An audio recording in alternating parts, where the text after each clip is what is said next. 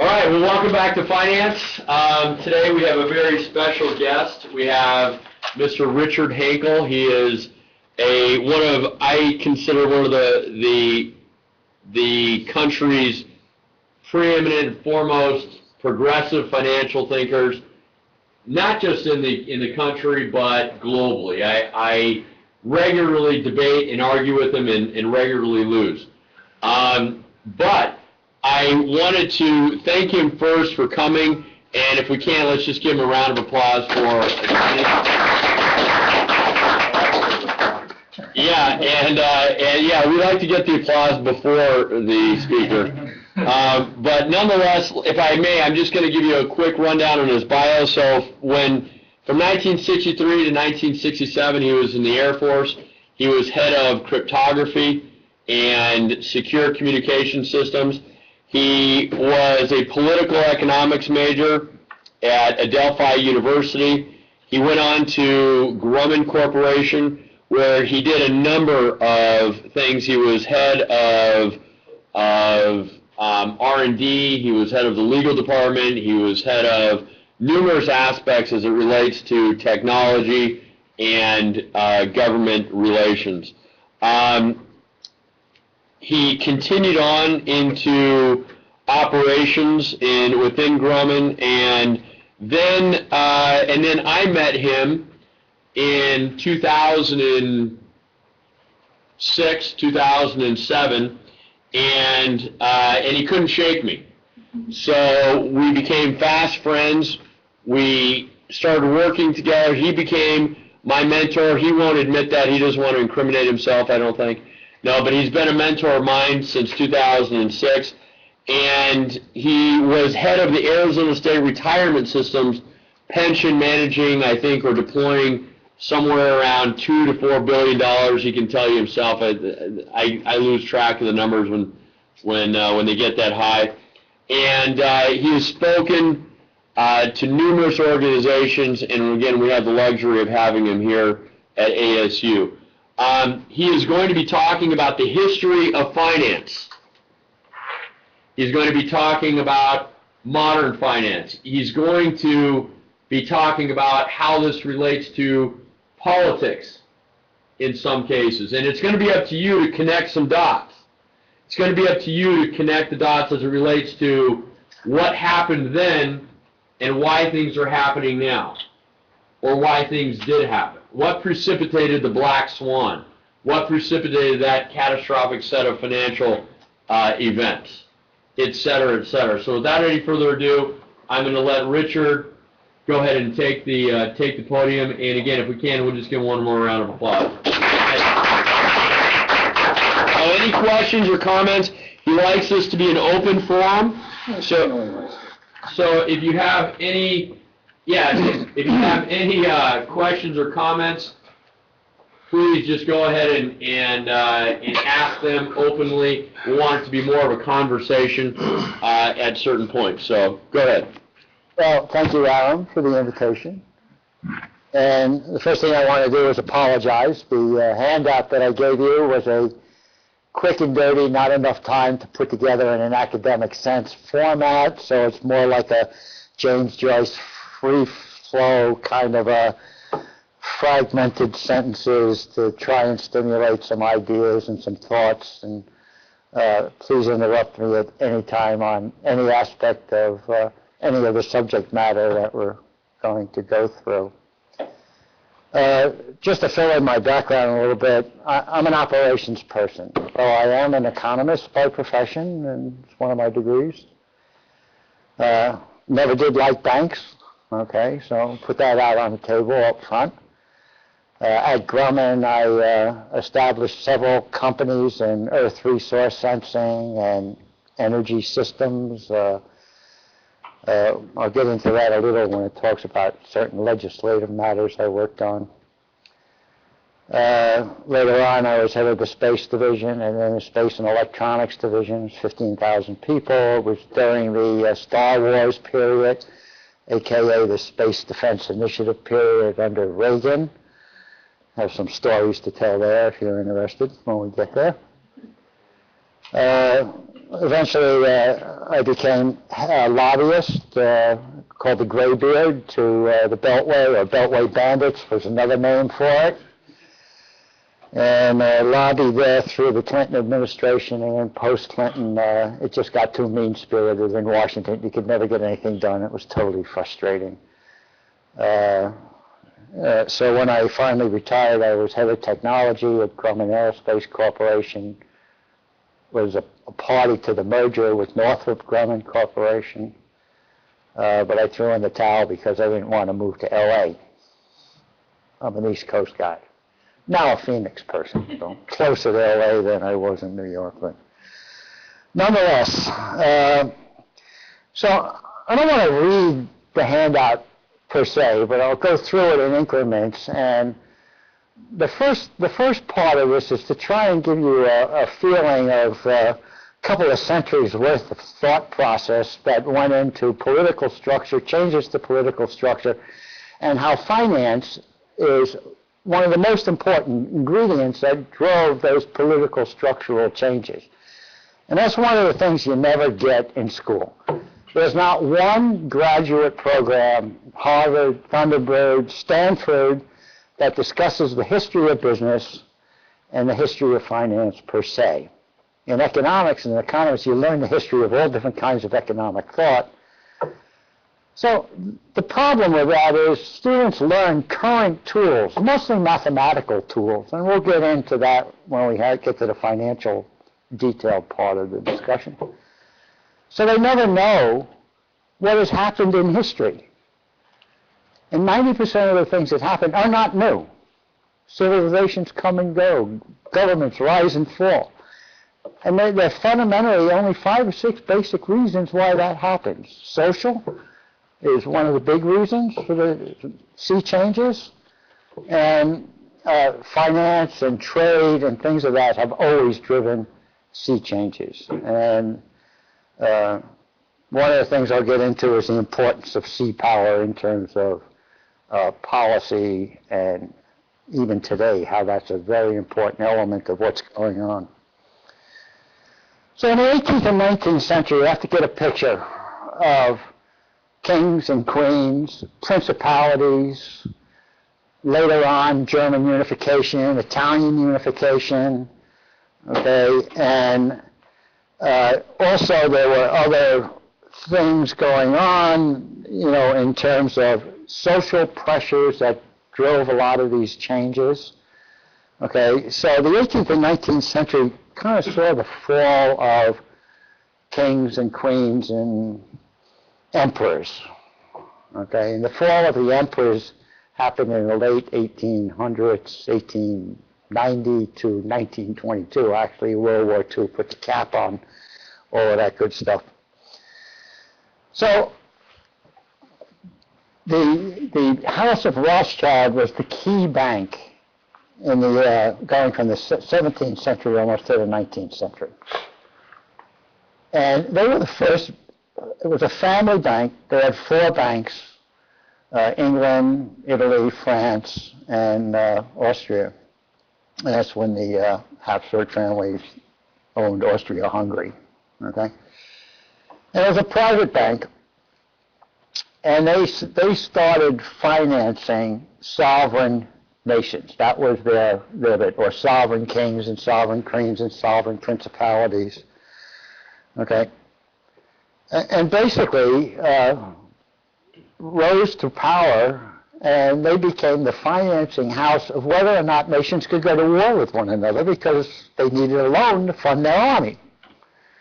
And they needed mechanics for paying their armies, okay? So it's a very interesting read if you have a sense of history and you want to read about the Rothschild family.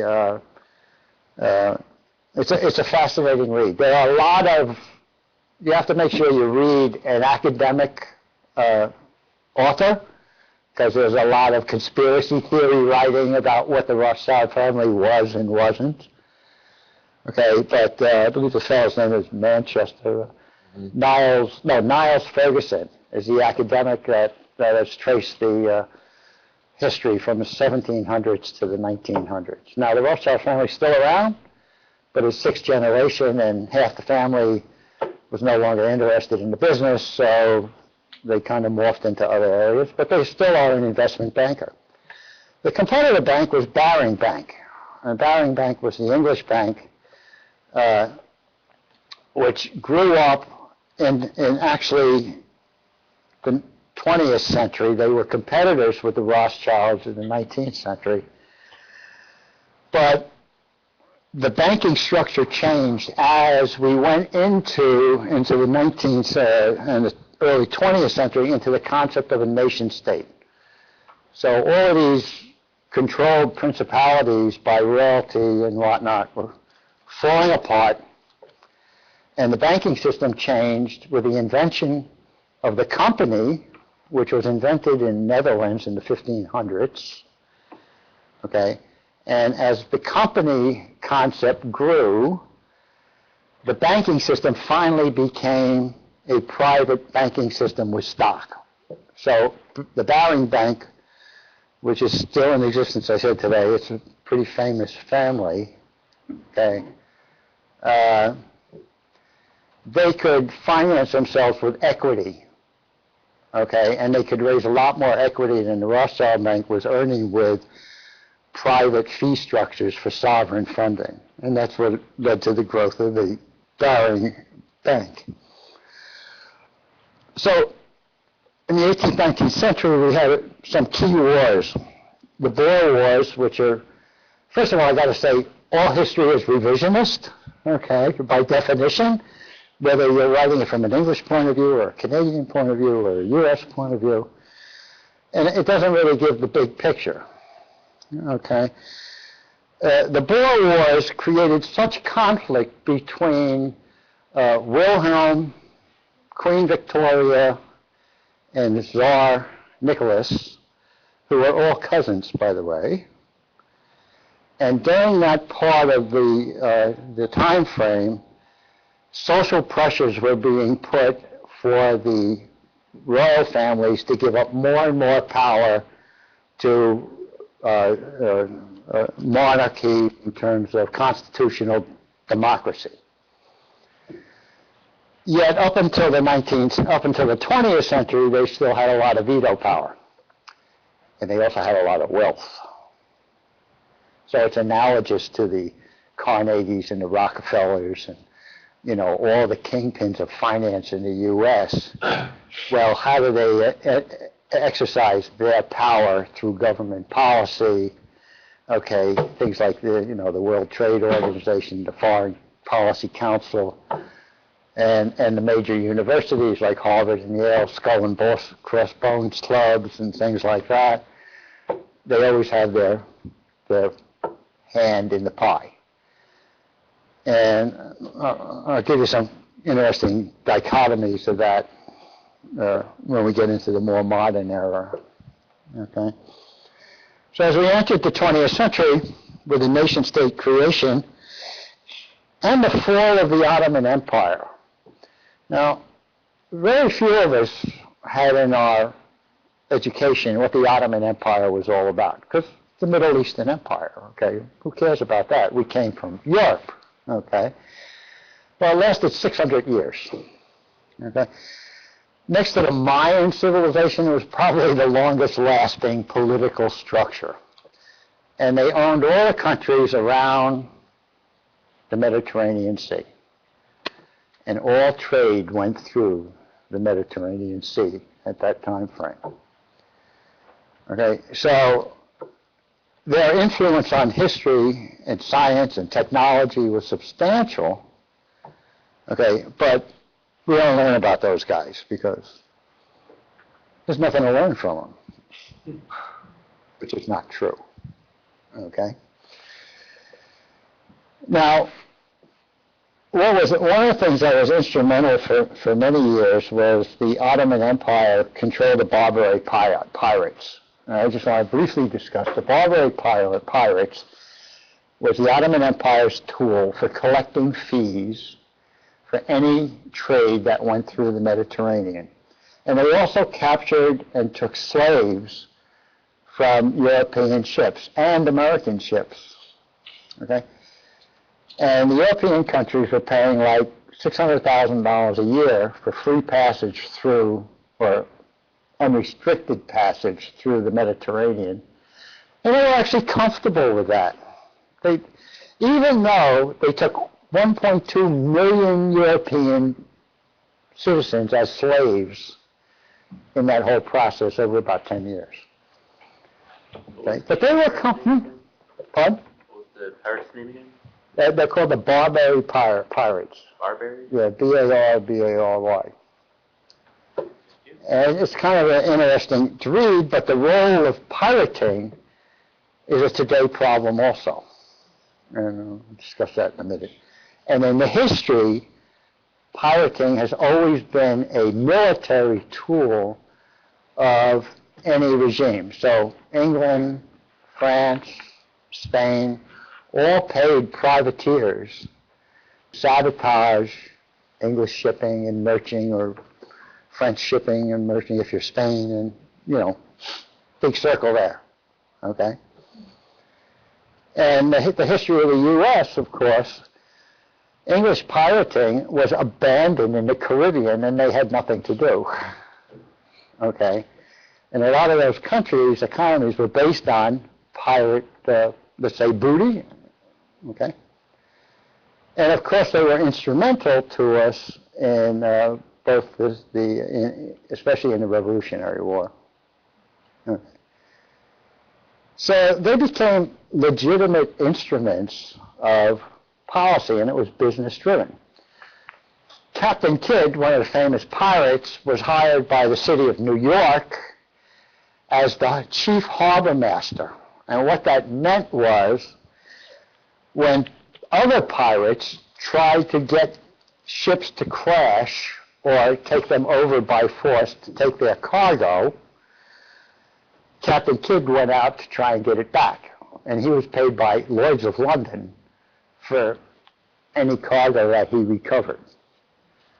Okay, so he was legitimized from a pirate to a legitimate entity, okay, by the city. So if I fast forward for a second, pirating today is an issue in the Mediterranean, okay? So there are forces that want to see it go away, and there are other forces in the economy that don't want to see it go away. So who's making money off pirating, other than the pirates, who are not making a hell of a lot of money because the insurance companies are not paying to get the cargo back, or the people? But they're charging horrendous premiums for all transportation that goes through. Today the insurance company is making hundreds of millions of dollars on these pirates because they're not paying out, but they're collecting fees. Okay? So there are always financial and economic interests that underlie any prospective change. When the U.S. went into the Second Barbary Wars under Madison, the Europeans didn't want us to go. They didn't want to upset the known balance of power, okay? And they knew if they paid the money, they didn't have a problem. But the U.S. couldn't afford to pay the money. So Madison sent the fleet over there, and that's where, in marrying him to the shores of Tripoli comes into play. He sent them over there actually without congressional approval, because there was a constitutional issue whether or not he could actually do that. But he had enough money to send the fleet over there, and he went to Congress and said, well, I already sent the fleet over there. If you want them back, you got to give me some more money. Okay. So that was the political side of that little interest. So as we move into we get through the earlier wars, I mentioned the Barbary Wars, the Opium Wars were a really big thing that is underscored in U.S. history because it was mainly an English thing. So the English weren't interested in opium. They were the seller of opium. What they wanted was tea. And the opium revenues went to buy tea. And tea was a fundamental staple at that point in time. After it came off the drug list, because it was on the drug list for years, tea and coffee, okay? This was a bad thing for society to drink, this caffeine and all of that good stuff, but it was better than opium. U.S. kind of liked opium. Opium was free all the way up through the 19th century, basically. Walk in a drugstore and get it. So the Opium Wars took place to maintain British control over that trade market. So that was all financially driven. It wasn't a political game. I'll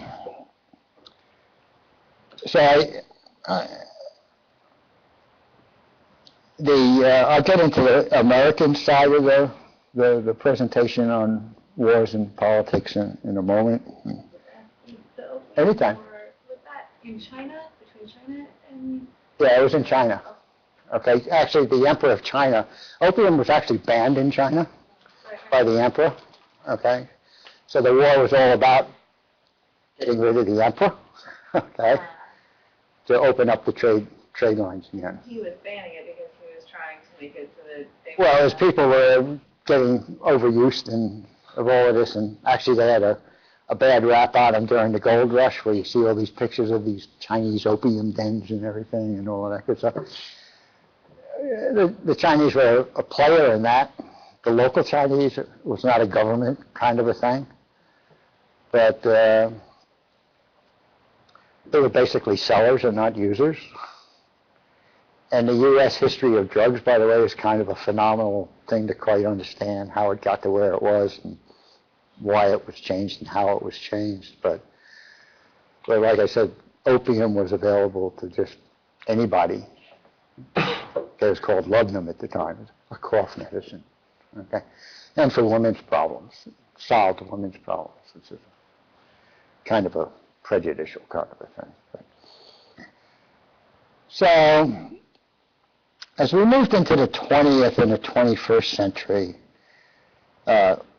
World War II came about, World War I first, and I'm going to jump around a little bit. When the Archduke Ferdinand was killed, that was the trigger for World War I. But everybody thinks it happened instantly. The Duke was killed and everybody went to, well, it took a couple of years before all the interlocking agreements and treaties and financial arrangements amongst the principalities and the other states became known.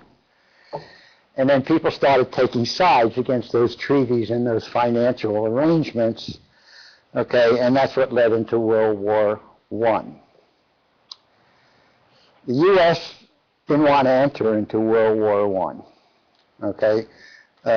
Both 1 and 2, we were heavily neutral, okay? So World War I also had derivative interest involved in terms of the Suez Canal and the early agreements to do the Suez Canal. The control of railroads in Europe, which the Rothschild family owned most of the railroads. They were kind of the Vanderbilt of Europe before Vanderbilt in the U.S. So at the end of World War I, England was the predominant power.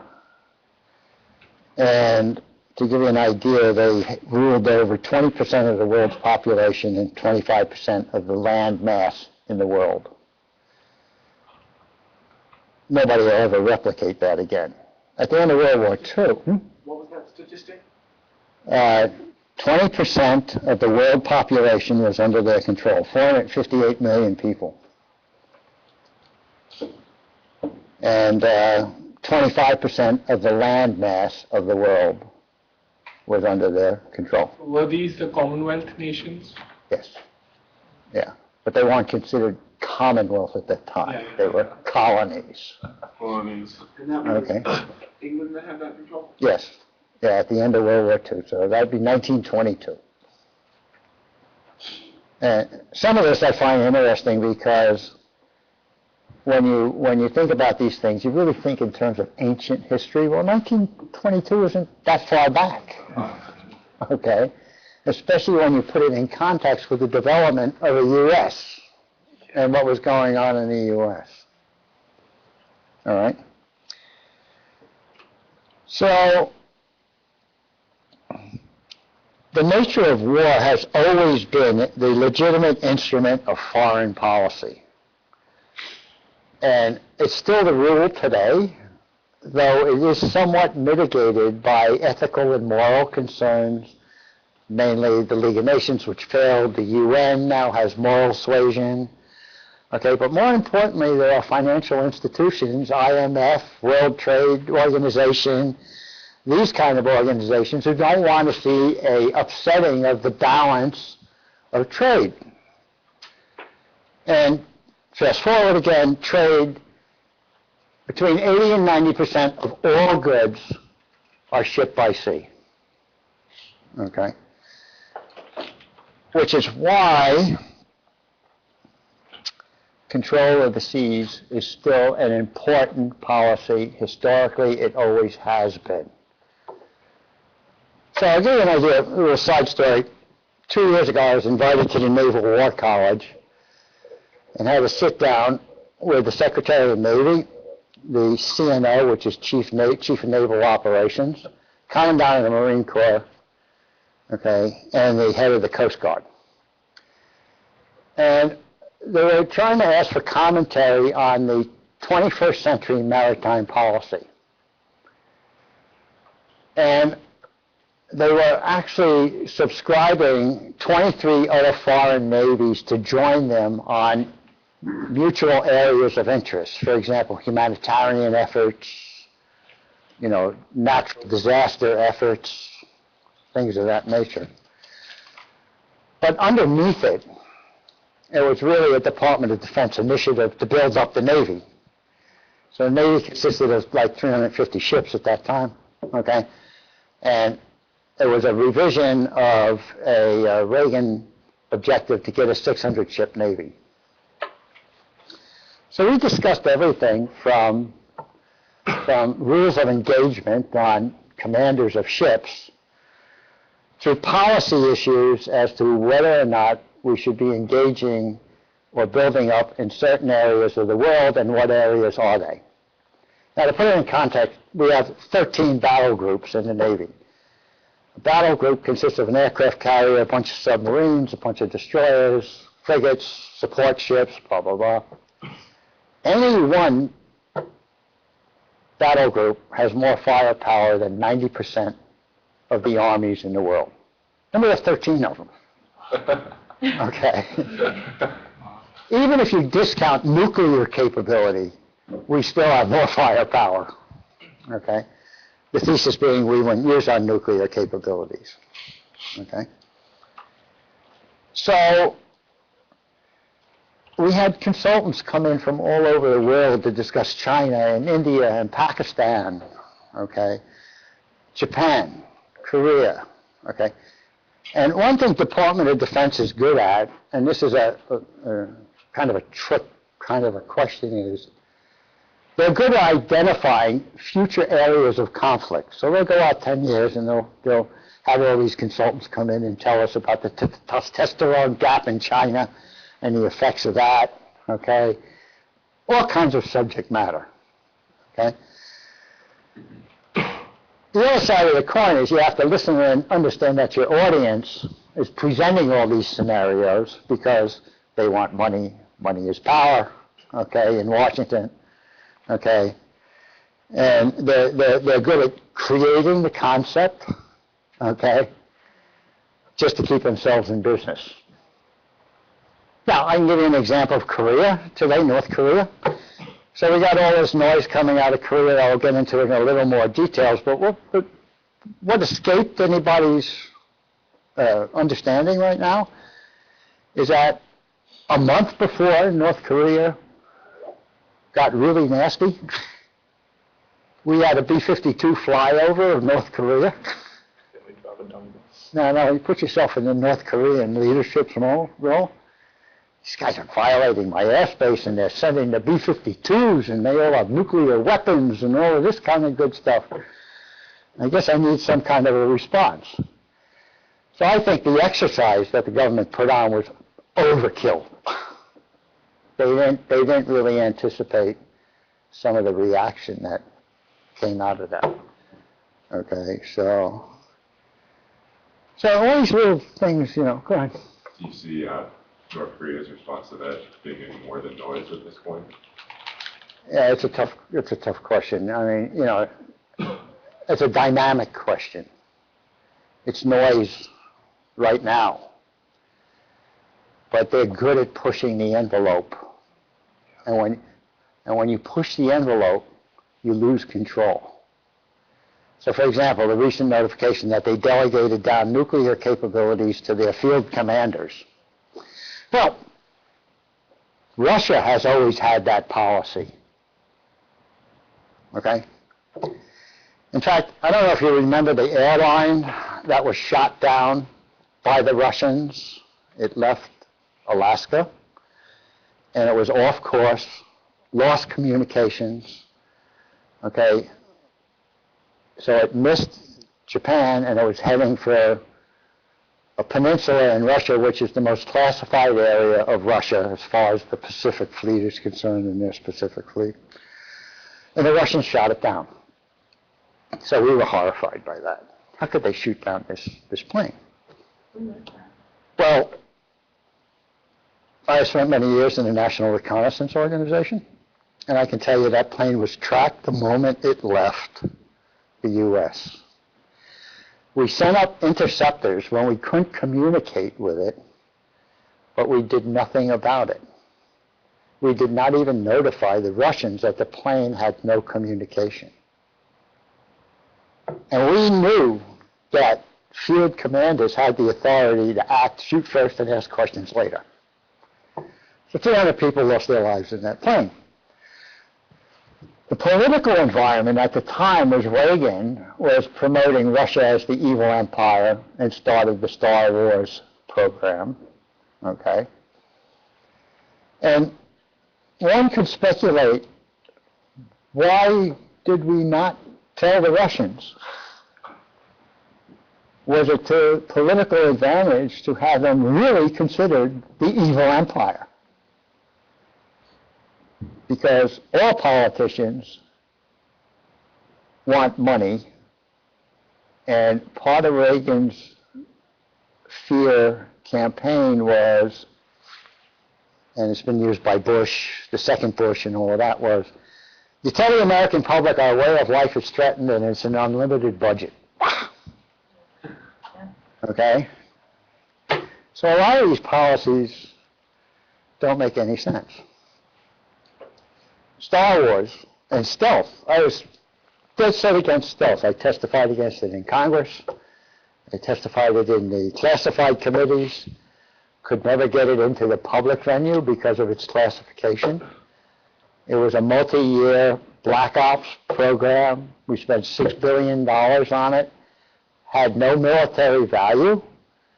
The thesis was, when Gorbachev finds out about this program, and we're going to tell him at the right point in time, okay, that he would have to rechannel Russian resources into revamping their entire radar system, and it would bankrupt them. The fallacy of the argument was they were going bankrupt anyway, and Gorbachev was moving towards democratization. And Russia already had a 40% free market economy, and Gorbachev was getting done what Khrushchev tried to do, for which he was fired, was to move the country away from defense spending, because they obviously couldn't afford it.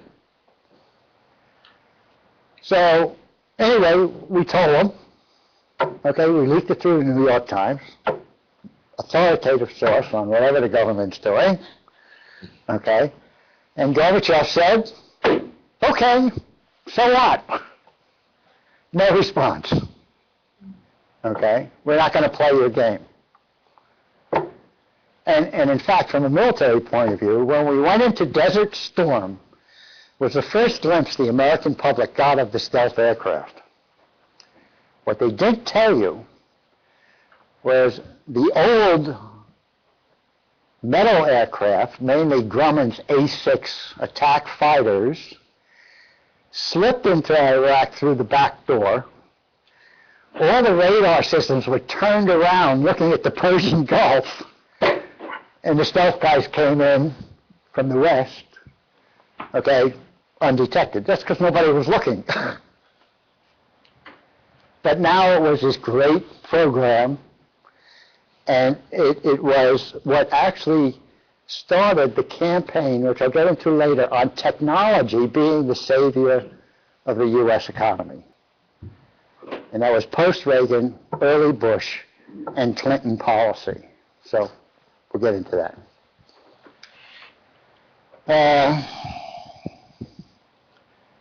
Just some quickies. The French Revolution. I'm going to go to U.S.-related things now real quick. The French-Indian War. Some young start major called George Washington was hired by the governor of Virginia to go out and tell the French in the Louisiana Territory to get out. Okay, and that was his task. So he went out there, and the French said, no, we're not going.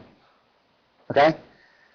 So they had a little skirmish, and it was one of the few battles that Washington ever won, okay, before the Revolution, okay?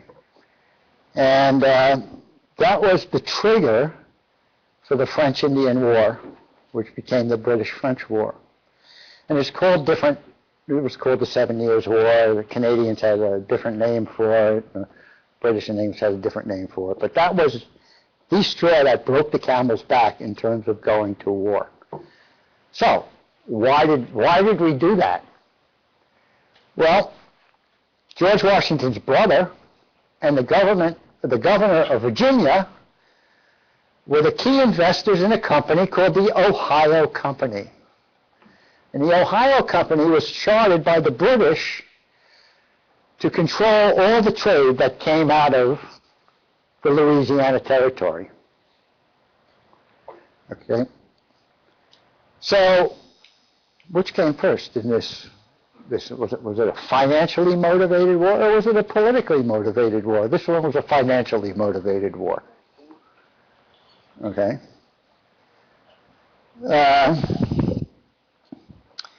So anyway, as a result of the war,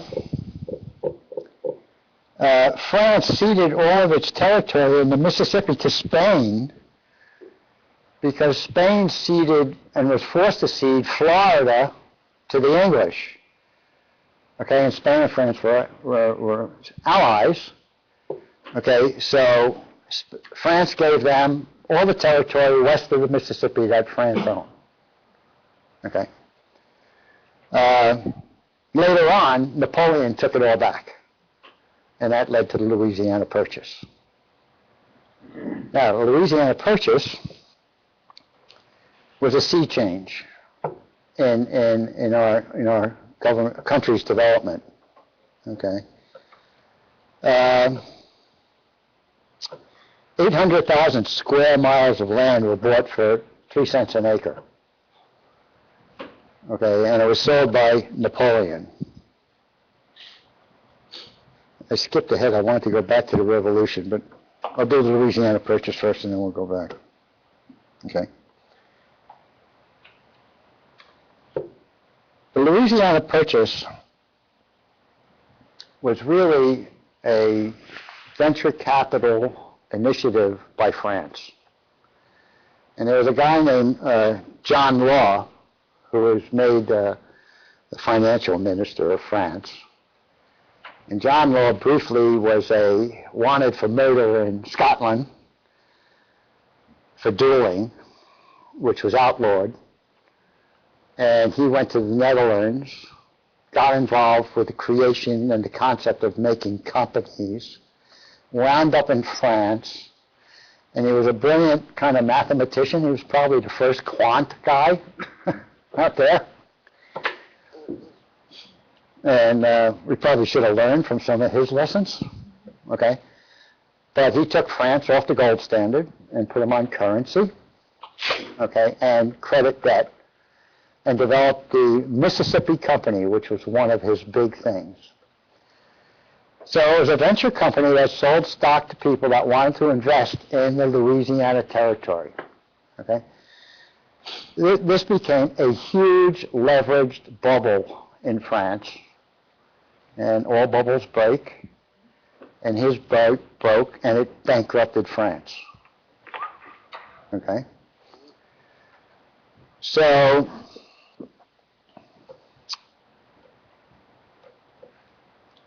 after that happened, it really set the seeds for the revolution. And there were several French revolutions, not just the one that we all know about, okay, liberté, égalité, and all that good stuff, okay. But the Bourbon regime was reestablished twice, which is the family that Louis XV and XVI and all of those guys came out of, okay.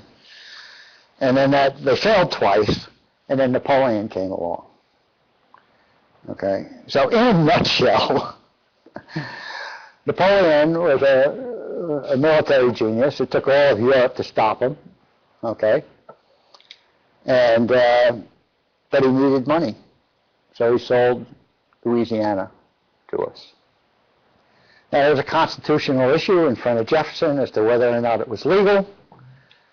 Jefferson didn't think it was illegal constitutionally, so they went forward with it. But his rationale for it, and the winning rationale for it, was for the U.S. not only to get all of this real estate, but control Louisiana's New Orleans. New Orleans was the kingpin, both in this time frame and later on in the Civil War, which I'll talk about. 40% of all trade went down the Mississippi through New Orleans.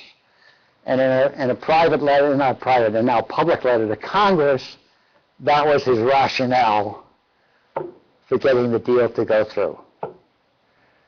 It was more than a financial deal, but its rationale was fundamentally based in the financial interest of a growing nation.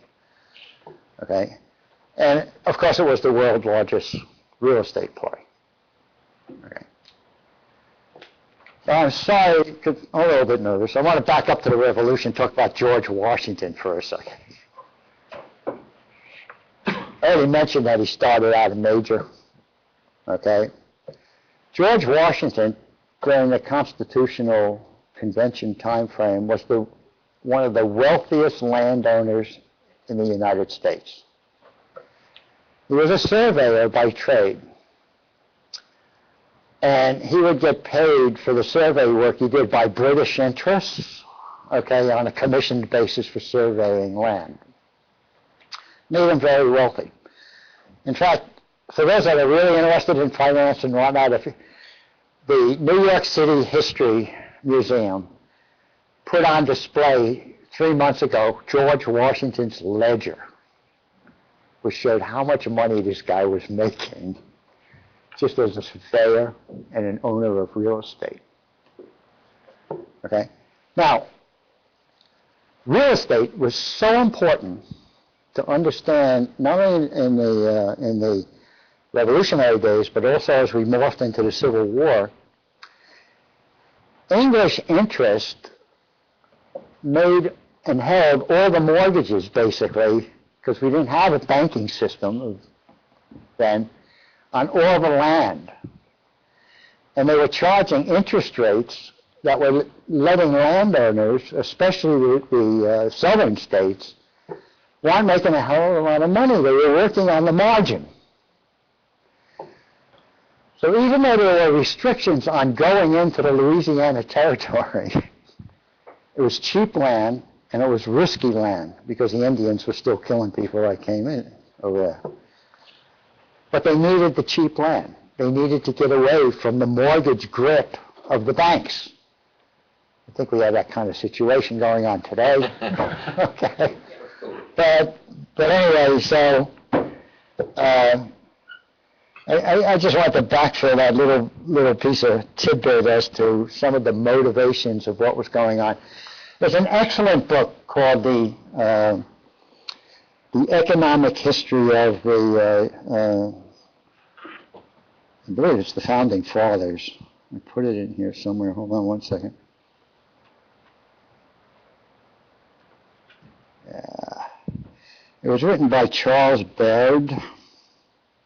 The Economic Foundations of the U.S., of the Constitution. The Economic Foundations of the Constitution is the name of the book by Charles Babb. It discusses all the economic interests of the Founding Fathers. Okay, and sugar, like it is today in many respects, was king because it was used in making rum. Which, by the way, all the Founding Fathers, Washington, Jefferson, Madison, they had their own stills on their properties, and they made rum and beer. Okay? John Hancock was basically a smuggler of sugar. Okay? So it's an interesting read because it discusses all the economic interests of the Founding Fathers and how that manifests itself in some of the language of not only the Declaration of Independence but also the Constitution. So it's kind of an interesting read.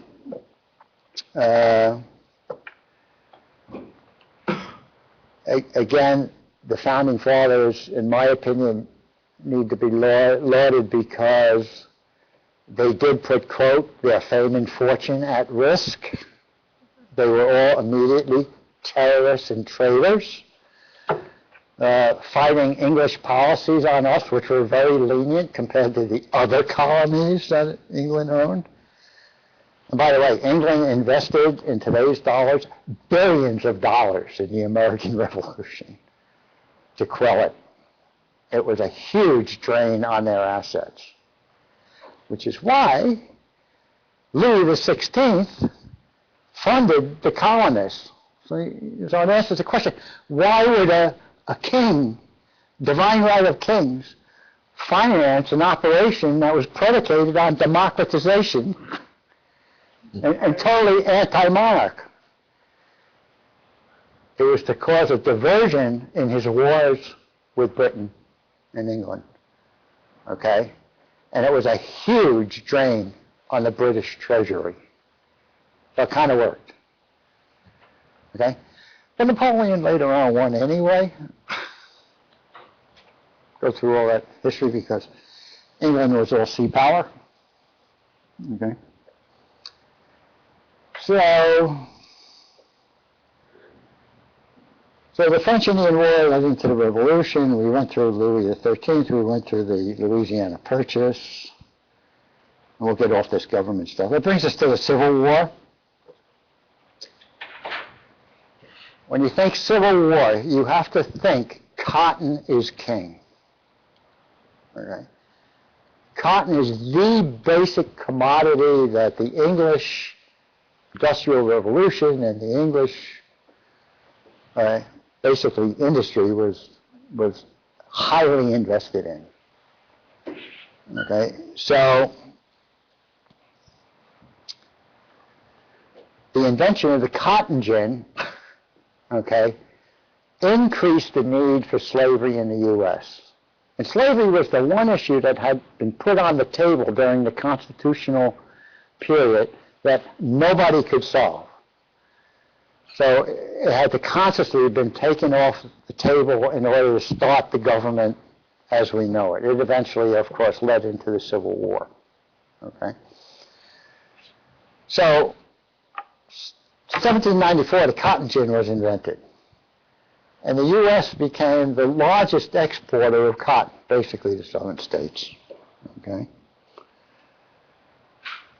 So English investors invested not only in the northern capitalists, but had a lot more money invested in the southern states for cotton. And the key mechanism for the Confederacy to raise money to fund the Army was through cotton. And they actually issued bonds that were backed by cotton. And the investors were not interested in collecting a coupon. They wanted the cotton. Okay? So when you put this in context, the most strategic battle that was fought in the Civil War was actually for New Orleans. Because when New Orleans was captured, the Confederacy could no longer deliver the cotton. and it dried up all sources of investment money for the war. Okay?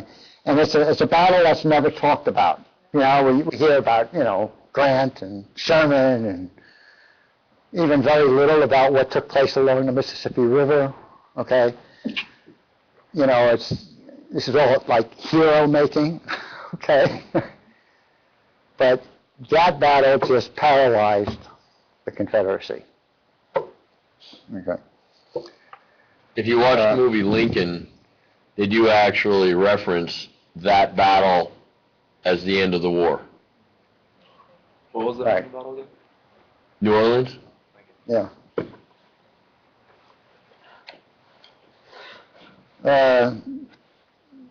New Orleans was also a critical war, 1812, and all the hype you hear about Andrew Jackson.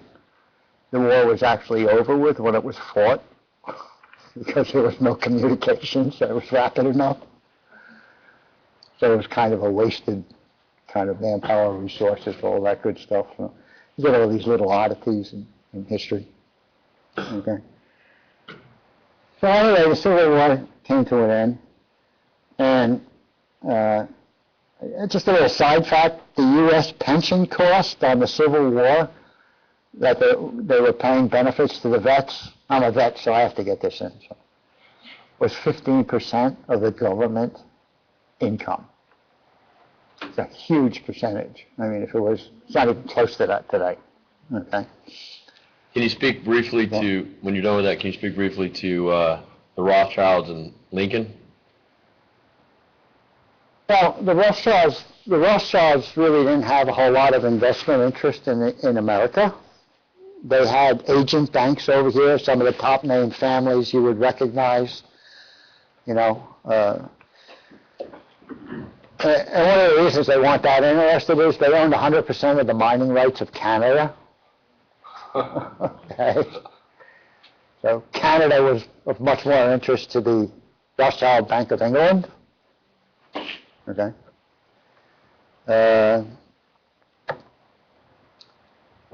It's really interesting that the Rothschild Bank of France made most of the Rothschild money through the Napoleonic era. Okay. And there are a lot of myths about the Rothschild Bank and the English Bank. Okay, but I'll tell you one story, and it's part true, part not true. The Rothschild Bank had the best communication system in the world at the time. They could communicate by pigeon, okay, and fast, small ships across the channel. So they got information before governments. And meanwhile, they're funding governments. So the Bank of England funded the British-French War, and the Bank of France funded the French-British War. Okay? So, the Rothschild family... Is that a hedge, Richard? Yeah, it's a hedge, and they had another hedge, which was called gold. In addition to being the first investment banker, they were also big mercantile players and big commodity players. Okay? So they started buying up gold. And the reason they were buying up gold was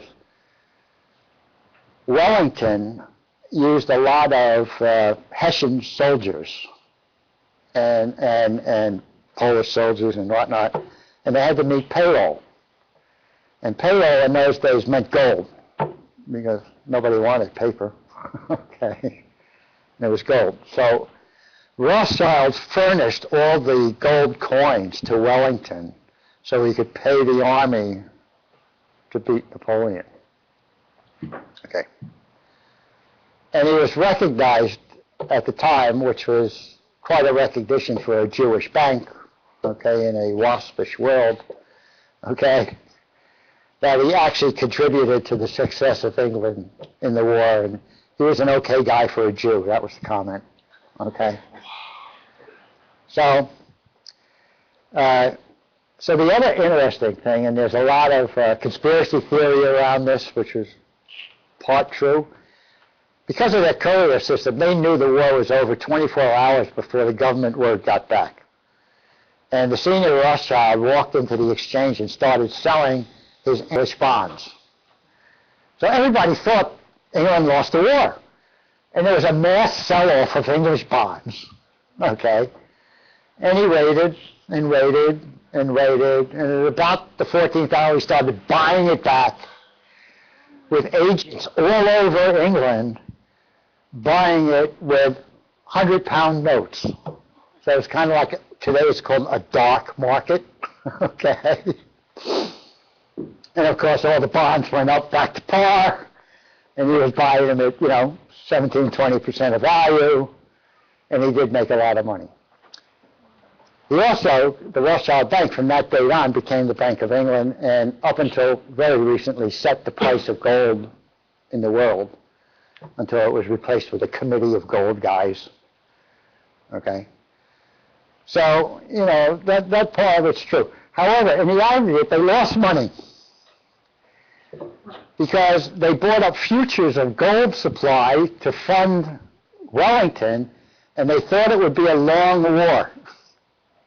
And it was a short war. So now they were stuck with an oversupply of gold, and they had control of the gold price on the market. So what happens? No buyers, price went down. So in aggregate, they didn't do so well on that combination investment. Also, the other thing is they invented the bearer bond.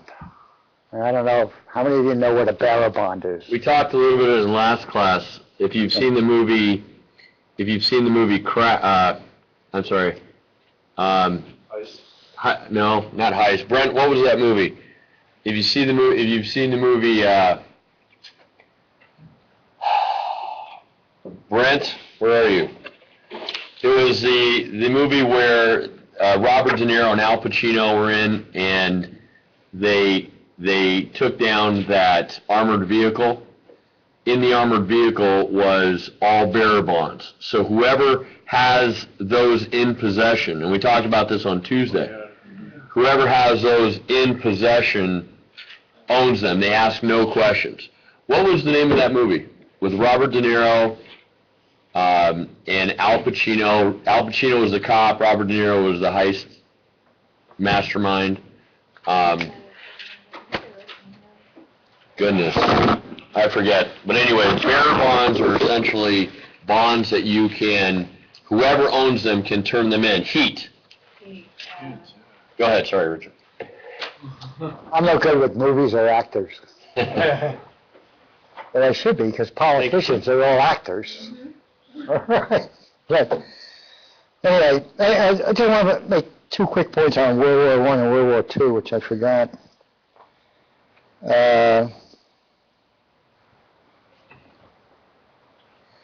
As I said, the U.S. was reluctant to enter both World War I and World War II.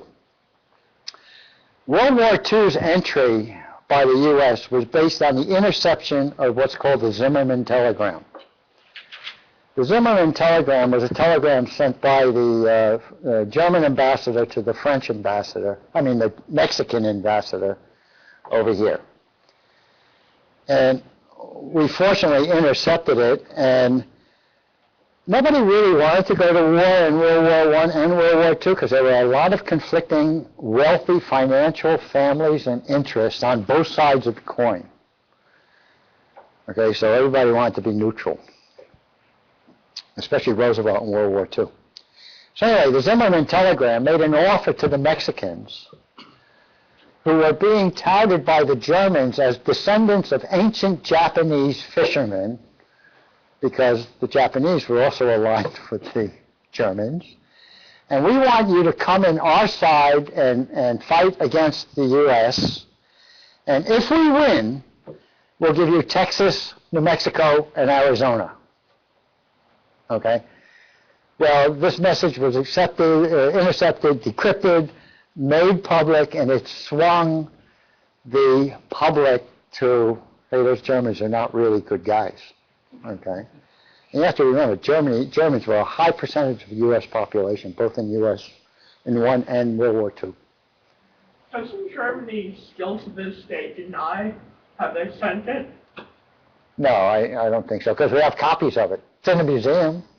But then again, the Holocaust didn't exist either in some people's eyes, so who knows?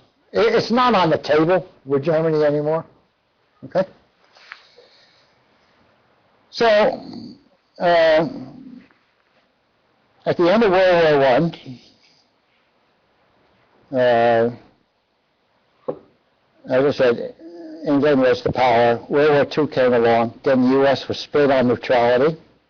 Same reason, wealthy financial families. Okay, some supported Hitler, some didn't. JFK's father was ambassador to England, was kicked out because of his fascist leanings. Okay. There were several wealthy families that actually went to Germany to try and pay Hitler gold to don't attack this country, but go ahead and get those guys and we'll leave you alone. Okay, those kind of deals. So when we came out of World War II, the U.S. was now the top dog. Okay, and we were both the financial power and the political power. And the political power was because we had the A-bomb, and the financial power was we financed our debt for World War II, which was 125% of GNP at the time. Okay, we financed our debt through trade. And it makes sense, it's because nobody had any factories over there in Europe and England, and we had a monopolistic control basically on trade. Okay, so we financed ourselves and our own debt and became the world power. We also assumed the moral obligation to lead the world in democratic issues. Okay, and how successful that is a moot point. Okay. A little side story again with the vets, by the way. After World War II, a tent city was set up because the U.S. was not paying off its veterans benefits.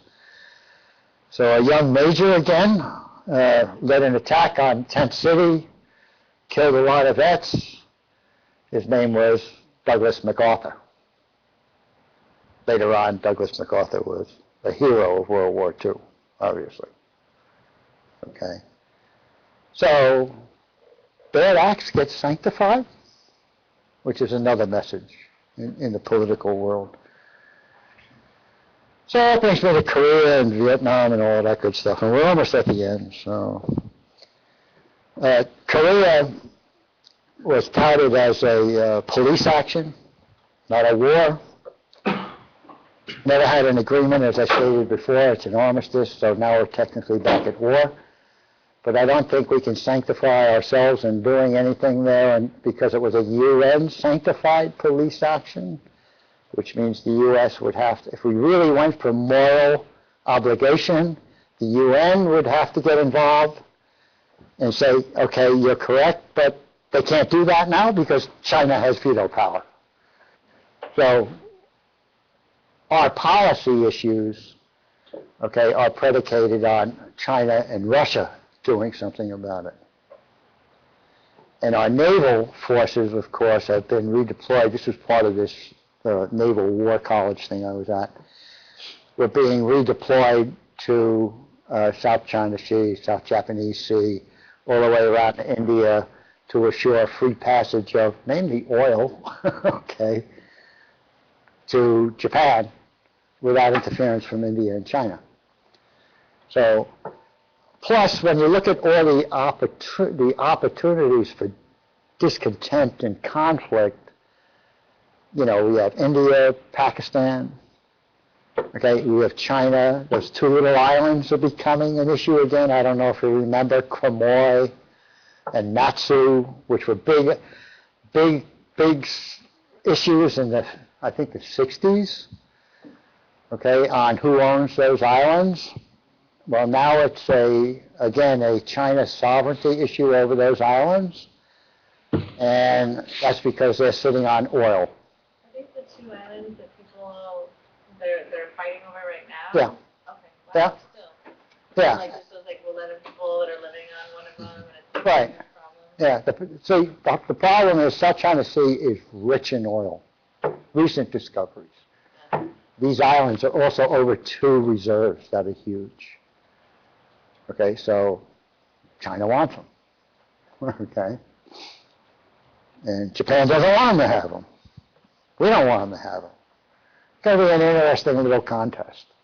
Anyway, that was designated as a hot button.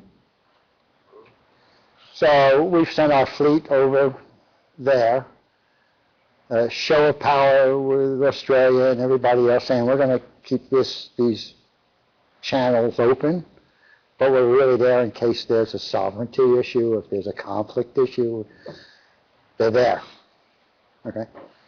There's another interesting naval game opening up due to global warming. And that's the Northwest Passage. So there are 2 routes. One is connecting the Bering Sea, okay, to the Atlantic, and the other one is connecting the Bering Sea, okay, to Japan. Now, the Bering Sea, by the way, is named after the Bering Bank, okay? But the melting of those channels now, which make for much more cost-effective shipping, less fuel, all of that good stuff, shorter distances, hence less fuel, okay, will require protection of assets. Okay, so we're not too worried about Canada or Norway, but Russia controls a major portion of the Bering Sea. Okay. So I think in the near future, once we get over what's going on in the China-Japan kind of Korean area, you'll start seeing some shifts in power, protection, and projection up along those things. Unless we solve the global warming problem and they freeze up again. Right? I wouldn't put my money on that, but, you know, so. Okay. Vietnam was a political show through a history of presidents, but more so under Kennedy. And Kennedy used Vietnam simply as a show of strength signal to Khrushchev, who thought Kennedy was a wimp. Okay? Now, I remember very clearly, I was with the national, the NSA at the time. NSA was going around the country giving speeches on how critical we need tin and rubber and strategic materials from Vietnam. The underlying argument was containment of communism. A guy named Hans Morgenthau, who was Secretary of State, resigned because the U.S. did not understand it wasn't Marxist-Leninist communism. There were many different types of communism. But the State Department was paranoid in those days. As soon as they heard the words land reform, they were communist by definition, and we cut them off from everything. And it happened in 2 instances. One was Ho Chi Minh. Ho Chi Minh was a CIA operative for years. He was an asset. Okay, we abandoned him when he started talking about land reform as a requirement for North and South Vietnam. So there were the economic interests, you know. The wealth base is even more distorted in little countries like that, okay? So we abandoned him, and of course he had nowhere to turn, so he turned to Russia. The Vietnamese have no love for the Chinese, okay? They were not an issue. Okay, so they had to bypass China and get Russia involved, and they got most of their weapons from Russia. Plus, we didn't know how to fight a guerrilla war. So, and you always underestimate the creativity and the innovation of your enemy. They did unbelievable things with limited resources. The other guy I don't want to say screwed. Is that politically correct? Screwed, okay. Okay, was Castro. Castro was pro-U.S. for years. And as soon as he discussed land reform, we dropped all funding. He had nowhere to turn to but Russia for funding. Okay. And that's how that happened. Yeah. So I'm missing the obvious point, though. Land reform, in this case, refers to what? What were they reforming and...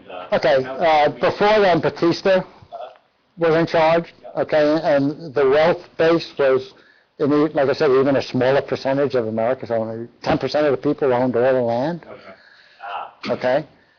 So you had sugar interest and plantation, you had U.S. companies down there that were worried about, expatriation, I guess it's called, and expropriation or whatever. Nationalization. Nationalization, yeah, assets and whatnot, so. Kind of like redistribution of wealth that we talk about today, or that times 10. Well, it's there by definition. If you're talking land reform, you're talking about taking away the productive interests of the wealthy and moving them into a more equitable arrangement. So by definition, there's wealth redistribution.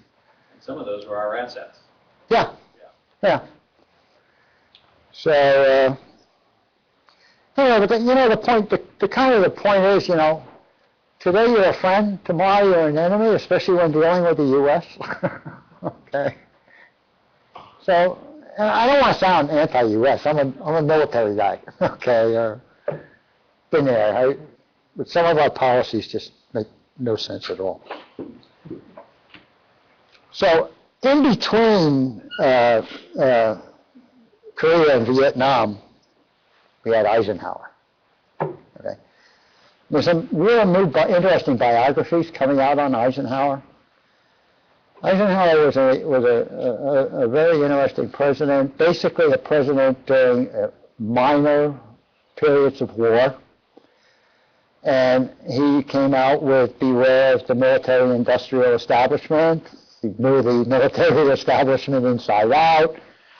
Okay, and he did a lot of things, and these were black ops projects, which I'll tell you about, which... Eisenhower was a general, by the way, if you don't remember. Yeah. He was head of the D-Day and all of that good stuff in World War II. Then when he retired, he became president of Columbia University for a while, and then he was drafted to run for presidency by the Republican Party. Okay. So he distrusted the military because he knew what they were all about. They exaggerate fear, again, it's a quest for budget, quest for money. The economy was relatively healthy, but it was the start of the economics argument, which lasted through late 60s on guns or butter. Where should the U.S. be investing? That's a different phrase nowadays, but that was the buzzword back then. So, on the positive side, he developed the U.S. highway system, which was it's got to be the best investment the government ever made in recent history. Okay, and that was also justified on a military basis for shipping goods back and forth to where we need them should we be attacked. Okay, but he didn't buy the threat arguments that Russia was far superior to us in their weapon systems and their missile systems. So we had a missile race, the Sputnik was out there, we had all this fear of the Russians being far superior than us when it came to military issues. There was some fear that they were superior to us in space, and they were at a time, okay? And the reason for that basically was educational. They spent billions on mathematics, basically, development of differential equations to understand movement in space. And even up until the even today, they have more experience with humans in space than us. And some of it comes from a black program, which Eisenhower also had a black program set up, a military program. So Eisenhower believed if you're going to fight to win. And don't waste time with little skirmishes, which you don't know what they'll escalate into being, like World War I. Okay? And he developed a program called MAD, Mutual Assured Destruction. So everybody was telling him to invest billions in more and more nuclear weapons, more and more B-52s, more and more, military programs of every kind, and he was against it. And the reason he was against it because in 1955 he set up the National Reconnaissance Organization, which was a classified organization up until 1994. Congress didn't even know it existed. And I worked with them from basically 69 to 94. Okay. Did you know it existed? Yeah, yeah. And I mean, they had the overhead and the undersea operation, it was called. It was split in two. So he funded the U-2 program. Now, the U-2 program was our first spy satellite. It was built in Kerry Johnson's Skunk Works. Okay, it was an amazing program, and the world found out about it when Francis Gary Powers was shot down because the Soviets increased the ability of their missiles to shoot down a plane at 50,000 feet. And we knew they had done that, and we were designing the SR-71 now that could go to 80,000 feet, but they got Powers in time. And so it didn't jeopardize the existence of the NRO, but it brought the U-2 program out. And the U-2 program told Eisenhower that Russia did not have all these bombers. We could actually count their aircraft with the U-2 program, okay? And they didn't have all these missiles deployed all around the place. So the U.S. military industrial, entities were just touting budget. Okay, and crazy ideas that made no sense.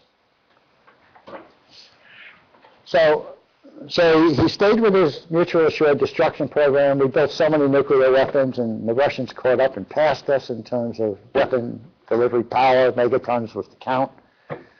We could have wiped out the earth 5 times over. So, and it's an amazing testament. When I was in high school, we all had these civil defense drills and would get under our table and, So, I mean, years later when I was building the war room in Cheyenne Mountain, I had a little sign made. Okay, in case of attack, bend down, put your head between your legs, kiss your butt goodbye. Okay. So it was kind of a interesting little side story there. So it's an amazing fact that Russia or China never used a weapon.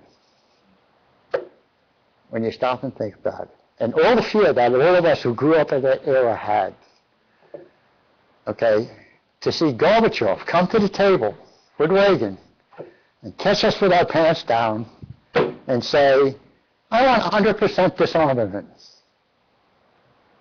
In my opinion, Gorbachev is one of the, made more contributions to society than anybody you could pick. My 2 top picks are Martin Luther King and Gorbachev. So at the summit in Iceland, it caught Reagan by surprise and Charles Schultz, who was Secretary of State, and they actually liked the idea. That would have been a game changer. But they couldn't get over the objection of the military establishment, who wanted a time-phased sequence. So then we went through about 6 presidents before we even got to the bar. Okay, on that, maybe 4 presidents. Okay. So with that, And just to back up with that, Russia was losing the game, and we were escalating it, putting them out of business, putting them out of commission, and then Gorbachev all of a sudden says, you know what I'd like to do? I'd like to get rid of all the nuclear weapons. Can you imagine the shock? I mean, it did not, no one expected, it was the last thing anybody ever expected the leader of Russia to say. But it sort of, it called our bluff. Yeah. So at the same time, we said, well, we don't want this. so it's Yeah. interesting Right. speculation if it was a poker play, Right, you know? right. But You see, Khrushchev tried to do that before, Yeah. but the old guard just, one of my minors was Russian government, so I don't want to get into all that, but they just cut him off at the pass, which is why he lost power, not because of the Cuban Missile Crisis, because he actually made points on the Cuban Missile Crisis, because the classified agreement was, we take the missiles out of Turkey, you take the missiles out of Cuba. And that wasn't public information for years, okay? But that's not what killed Khrushchev. It was the democratization process that Khrushchev wanted to move to. But he actually didn't have the brains to do it. I mean, Gorbachev was the first educated premier of Russia, knew how to play the game a little bit better. But Yeltsin got him in the end, and it's a whole other story. But. So, anyway, the conclusion of this first topic, which I spent way too much time on, was that any key player in a war is sanctified in the end. If he wins, might makes right is still a fundamental tenet. When you think of all the people that were terrorists throughout history, and now they became heroes, what does that say about our ethical system? Yeah? History is written by the victor. Correct. That's why you have to read what the losers have to say. Okay? So, sub-thesis is war is the creative engine for wealth generation. It's also the creative engine for destruction of wealth. Okay? But war has always had a corresponding spin-off in technology development, which changed the name of the game after the war, right, wrong, or indifferent. So technology is also neutral. You know, it's like the whale in Moby Dick. Was it good or evil, or was it just ambivalent? Okay. So, going to the second part, technology development, game-changing business behavior. 1969, I took a job with Grumman Aerospace. It was a Fortune 50 aerospace company. It was a engineering company at the time. My job was to diversify it. However, the technologies that when you walked in the door were slide rules, mechanical calculators, okay? And the IBM 360 was just introduced. And the IBM 360 was the cost-effective, game-changing machine that allowed all kinds of applications, both scientific and business-wise, and took a while. Programming languages were BASIC, Fortran, machine language. Computer-aided design was the first sea change. When we brought that into the company, it took forever for scientists and engineers to learn how to use it, other than a drafting machine. And I had a whole subset of detailed engineering problems, which I won't bore you with, but they were quite funny, actually, in trying to learn what this machine is all about. So then miniaturization started coming along, and laptops and whatnot. I financed McAuto. McAuto was the first laptop computer-aided design company. And we had these interlocking relationships with IBM, and we were partners in managing the space program, and Houston and Cape Canaveral, and I remember going to the president of the company saying, you know what, these laptops are going to take over, and all language is going to become interchangeable, and I financed what was called the IGES program, which was the International Graphic Exchange System. I was a member of the ASME, which is the American Society of Mechanical Engineers. And then came subminiaturization, okay? And the limits, as we were talking about before, are thermal problems. The speed of light is a limitation on designing these machines.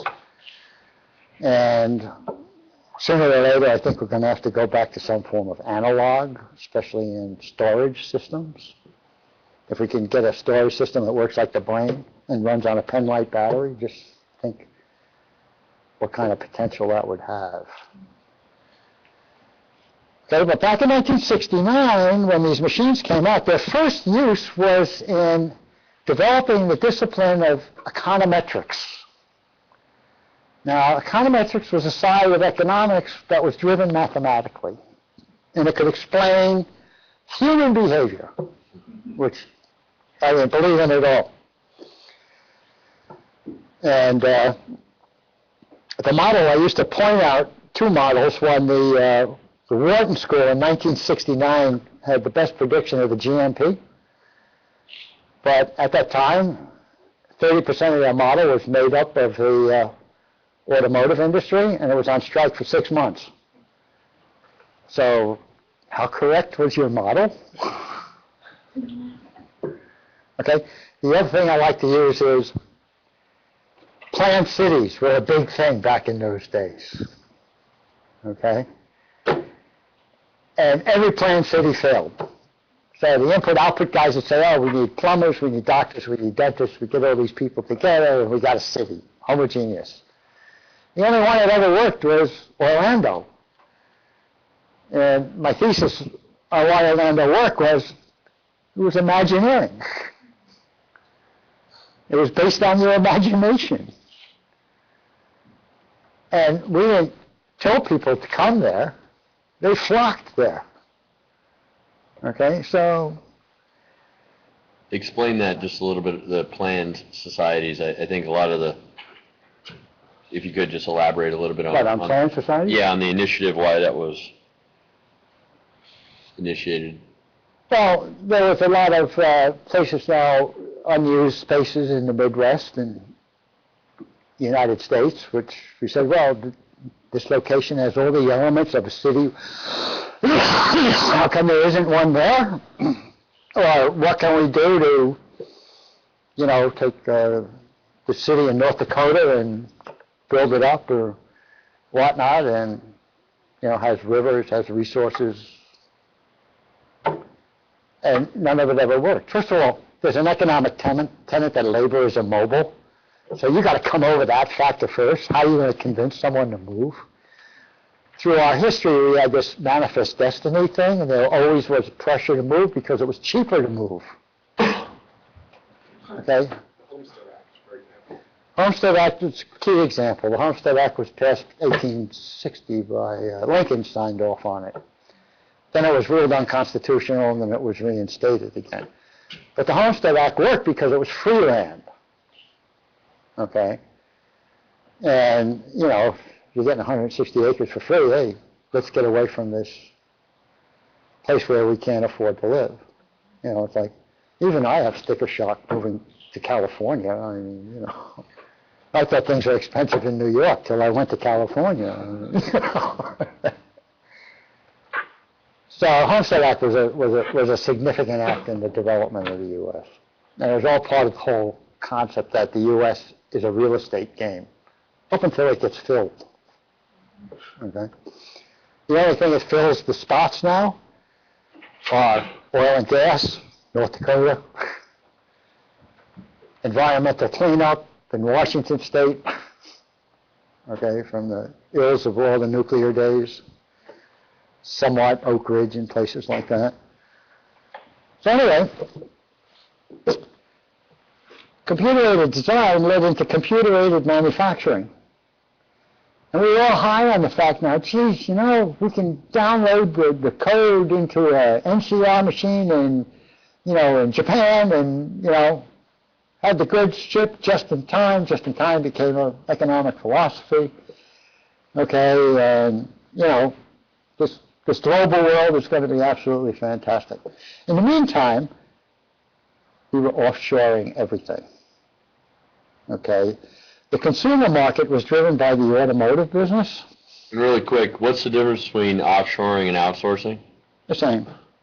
Wow. Outsourcing is basically when you use someone else's core competency to support yours. And right. Offshoring is when you have your own people working outside your country. You have your own units, businesses out there. Yeah. I had them make the distinction between the two. Yeah. Grumman tried to open up a plant in 1972 in Singapore. And it was a aircraft rework facility, mainly to support the fleet, the Navy fleet, but also to support commercial business. Salomon Brothers, who were the big kingpins in the global finances in those days, told us you got to go to Singapore. So we go to Singapore, and we had a $5 an hour manufacturing rate. Get 3/4 through activation of this plant, and then it dawns on us the Chinese are charging $3 an hour. We didn't save that much. We closed the whole plant down. Came back to the U.S. But anyway, the trend, okay, automotive market was 30% of the GNP. Companies like Marvell, Union Carbide, DuPont, IBM, they'd last forever.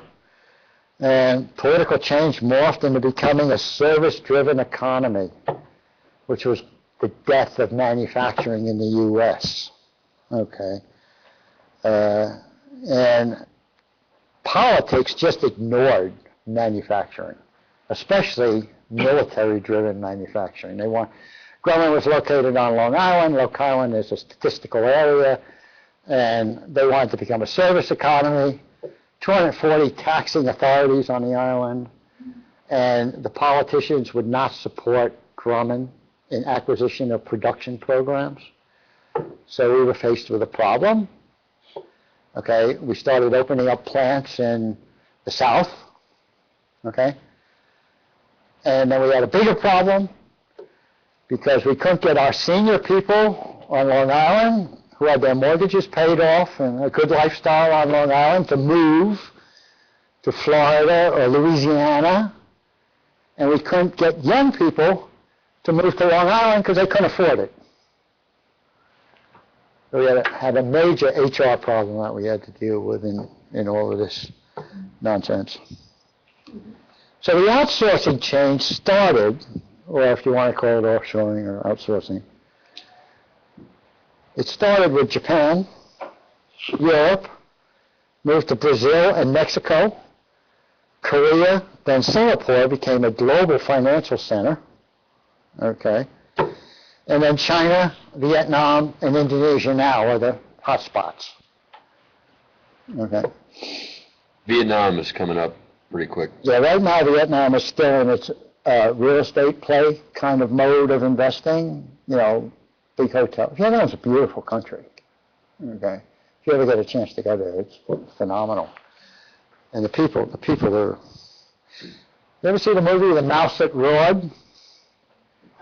I've read about it. I haven't seen it. Okay. It's a movie Peter Sellers made many years ago about a little country that attacked the U.S., okay, and came in with a super bomb, which was supposed to be like the atomic bomb, but nobody knew what it was. And by a series of coincidences, they got the U.S. to surrender. Okay, this little country. And their plan was to go in and lose the war because every country that has lost has gotten a ton of financing and funding from the U.S. to apologize, basically. Apologize for ripping off your country, okay? So Vietnam has gone through that path. Arch enemy. I mean, I remember when the phrase was VC, Viet Cong by day, VC at night, and woman had come up with a grenade in their baby and hand it to you, and it was fierce. It was just fierce. And Vietnam was, like I said, it was a political thing on Kennedy's part. There wasn't really a rationale for it. In fact, a little side story. Senior Kennedy and JFK brought over a Catholic priest and had them go through seminary in New York City and sent him back to Vietnam, where he became Bishop of Vietnam. As the war escalated, okay, he was trying to tell the administration that this is not a communist thing. This is a cultural thing. And the competing elements were Buddhism versus Catholicism, okay, and the established wealthy Catholic leadership, the Dangs, I think his name was, control of South Vietnam. Okay. And the culture is a north-south homogeneous mix. And the Kennedys didn't want to hear that, so they had the priest assassinated. He's the guy they cultured, they brought over. So, again, presidents do good things and presidents do bad things. Okay? Just going back one step further, there was a special relationship between the U.S. and the Dominican Republic. And that's because Eisenhower had Allende assassinated, who was a dictator. And normally our State Department loved dictators. And, you know, in fact, even today, if we have a preference, dictator versus democracy, we'll go with the dictator, but we'll say we want democracy. So Eisenhower had this guy assassinated, felt really bad. So he gave Dominican Republic special immigration rights and come on up, and there's a huge DR community in New York City. The current president of DR went to high school in Washington Heights in New York City. Okay, and they come in, they get Social Security, they get whatever, green cards, whatever. You gotta keep moving on. I'm talking too much here. How about, So I was in the technology phase. You want me to morph to something else? No, You want to get to the finance? no, we're good. One of the reasons you have to understand business, finance, and politics is the day I walked into Grumman was the conglomerate era. You wanted me to talk about the conglomerate era. Conglomerate era was the beginning of leveraged financing. We went over leveraged Right. buyouts and the structure in depth. Right. In class week 2. And they were shotguns. They were buying everything and anything, okay, to get market share and revenue. And there was not necessarily any correlation between the core businesses of the economy of that country, that company, and what they were buying.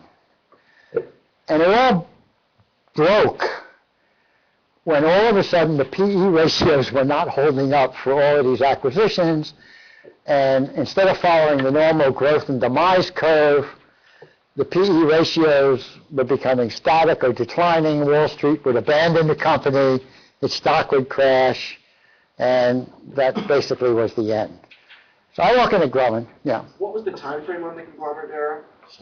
70s, yeah. Its height was probably 69-ish, and it started crashing around 72-ish, I believe, in that time frame.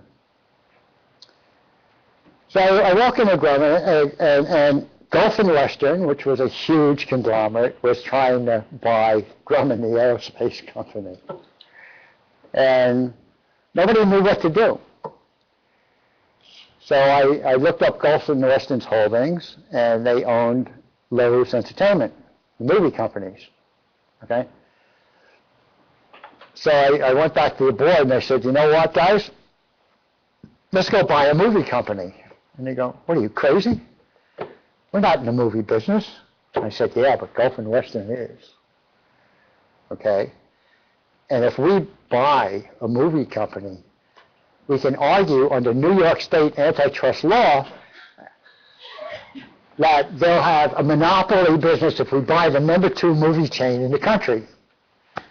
Okay, and at the time, nobody paid attention to state antitrust law. It was all federal.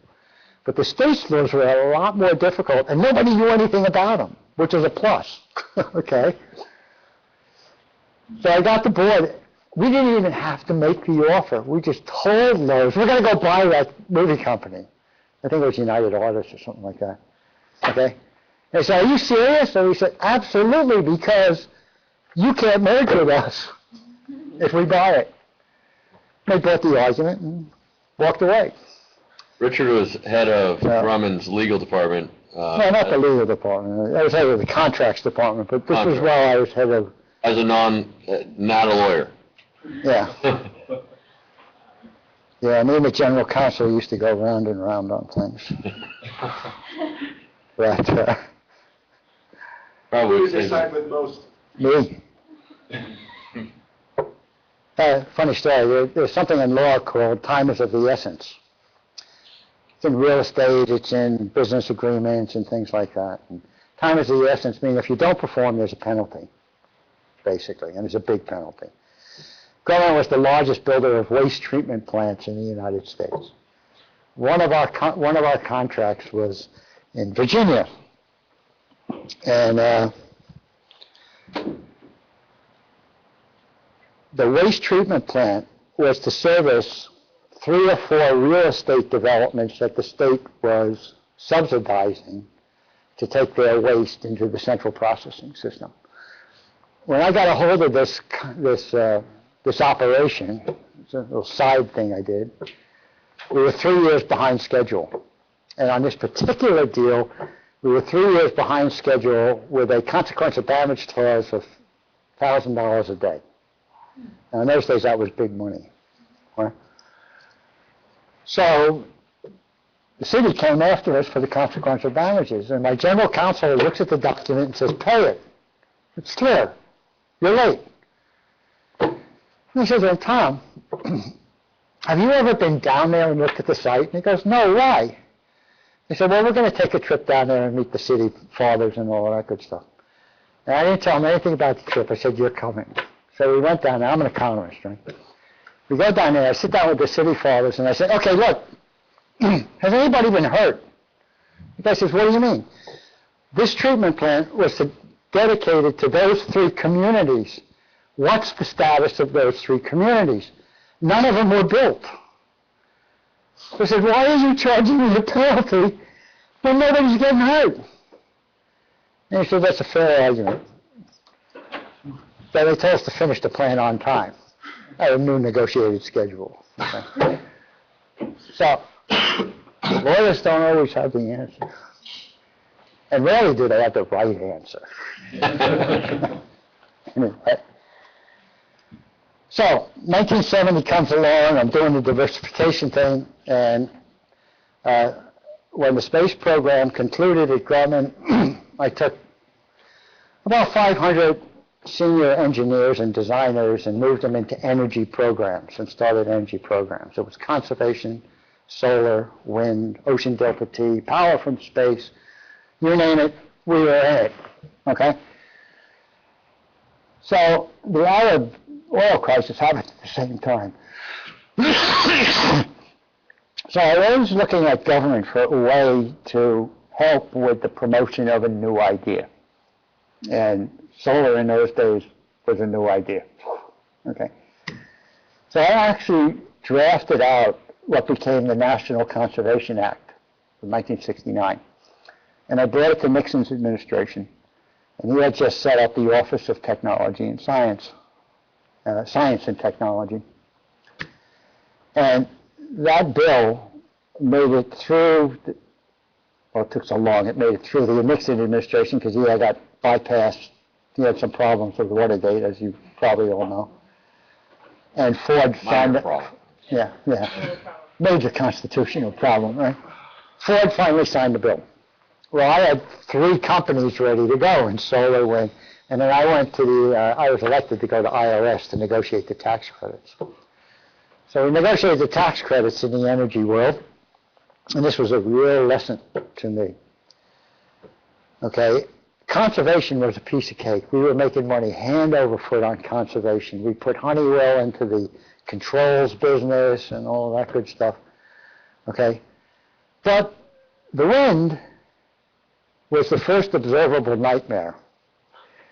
So the early wind conferences, you'd go out and you'd meet with, guys from universities and whatnot, and everybody would be in their T-shirts and sweatshirts and jeans, and we'd talk all these fantastic ideas. We built Altamont Pass, okay? About 2 years later, you'd walk out, and everybody was in 3-piece suits, and their business advisors were there. And what happened was,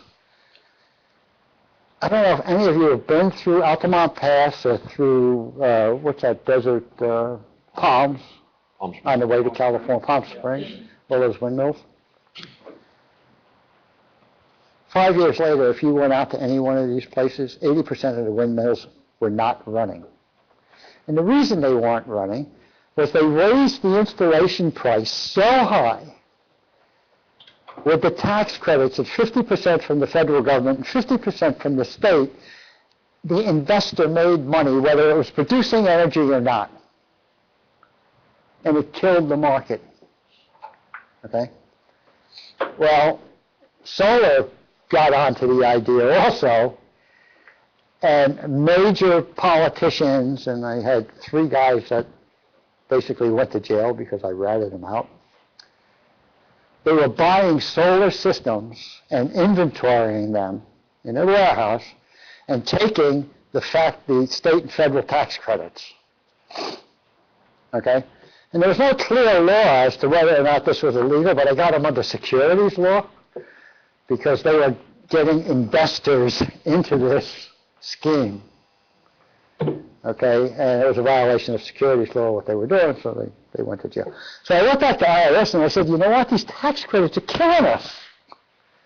Because the bandits are out there raising the price, okay, and selling through investors, not through citizenry. Okay? So there were some changes on that, mainly on the federal level. The state level is still pretty active with offering credits. The thing you have to watch out for is if the state runs out of money for those credits, you may not get your credit. You know, like they did with the electric vehicles recently here in Arizona. Several years ago, the propane, if you remember that, if you converted your vehicle to propane, the government would give you 50% off. People were buying RVs, you know, $180,000 RV, you could pick it up for $90,000, basically. Almost bankrupt us. So the next act I worked on was the National Tech Transfer Act. This again was started in the 70s and continued through the Clinton years.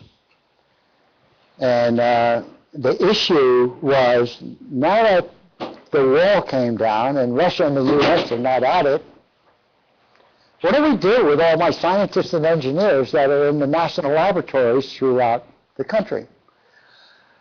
Well, my answer was, put them to work with industry. Now, how do we do that? I said, well, the problem side of the equation was government scientists and engineers don't know what a budget is. They don't know what, you know, developing things to a schedule and milestones are. That whole infrastructure had to be changed. Running a business. Yeah. But nonetheless, we outlined the law, and it allowed a change in the intellectual property laws, which allowed government scientists now to get a piece of the action.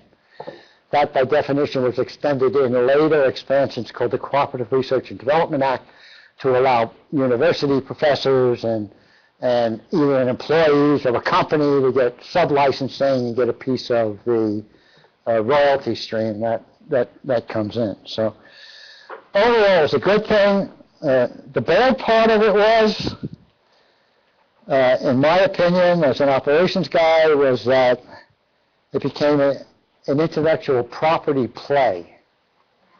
And what happened was, under the law, we created several consortiums, the American Battery Consortium, Semitech, which built Austin, Texas up on semiconductor development, and all of that.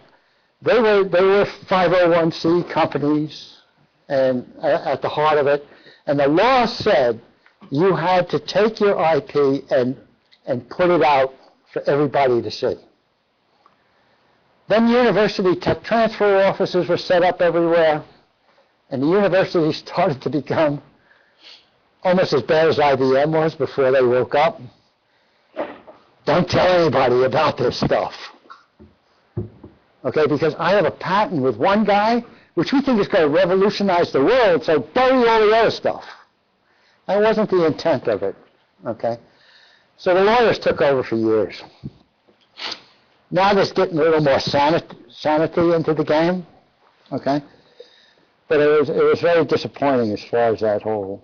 Maybe you can talk just briefly about the internet and the movement from, in the committee that you sat on with. Yeah, during the same time frame. The internet was an extension of the ARPANET. The ARPANET was a closed communication system among universities around the world with some limitations for classified stuff on the U.S. guys for exchanging research data. Okay, so I was on a kind of a special committee set up by Commerce and Defense to discuss going public with the internet. And an interesting side, I don't know if you guys remember the Clinton-Gore election. Somehow Gore was, I think, misquoted a bit on being the creator of the internet. Gore was the enabler of the internet. Any of the scientists who worked in that time will tell you if they wanted money, Gore gave it to them. Gore was a senator on a committee at that time that was funding the internet program, and it was an open book as far as the internet was concerned. So the whole creation of the internet as a public vehicle, came about basically due to him and his funny packet technology was invented and all of that good stuff under that funding, which allowed it to work efficiently and effectively. But the internet, of course, is the other sea change that took place in doing business as it moved off, simply email into the web. Okay. So, that I consider a significant sea change. Clinton was also instrumental in there.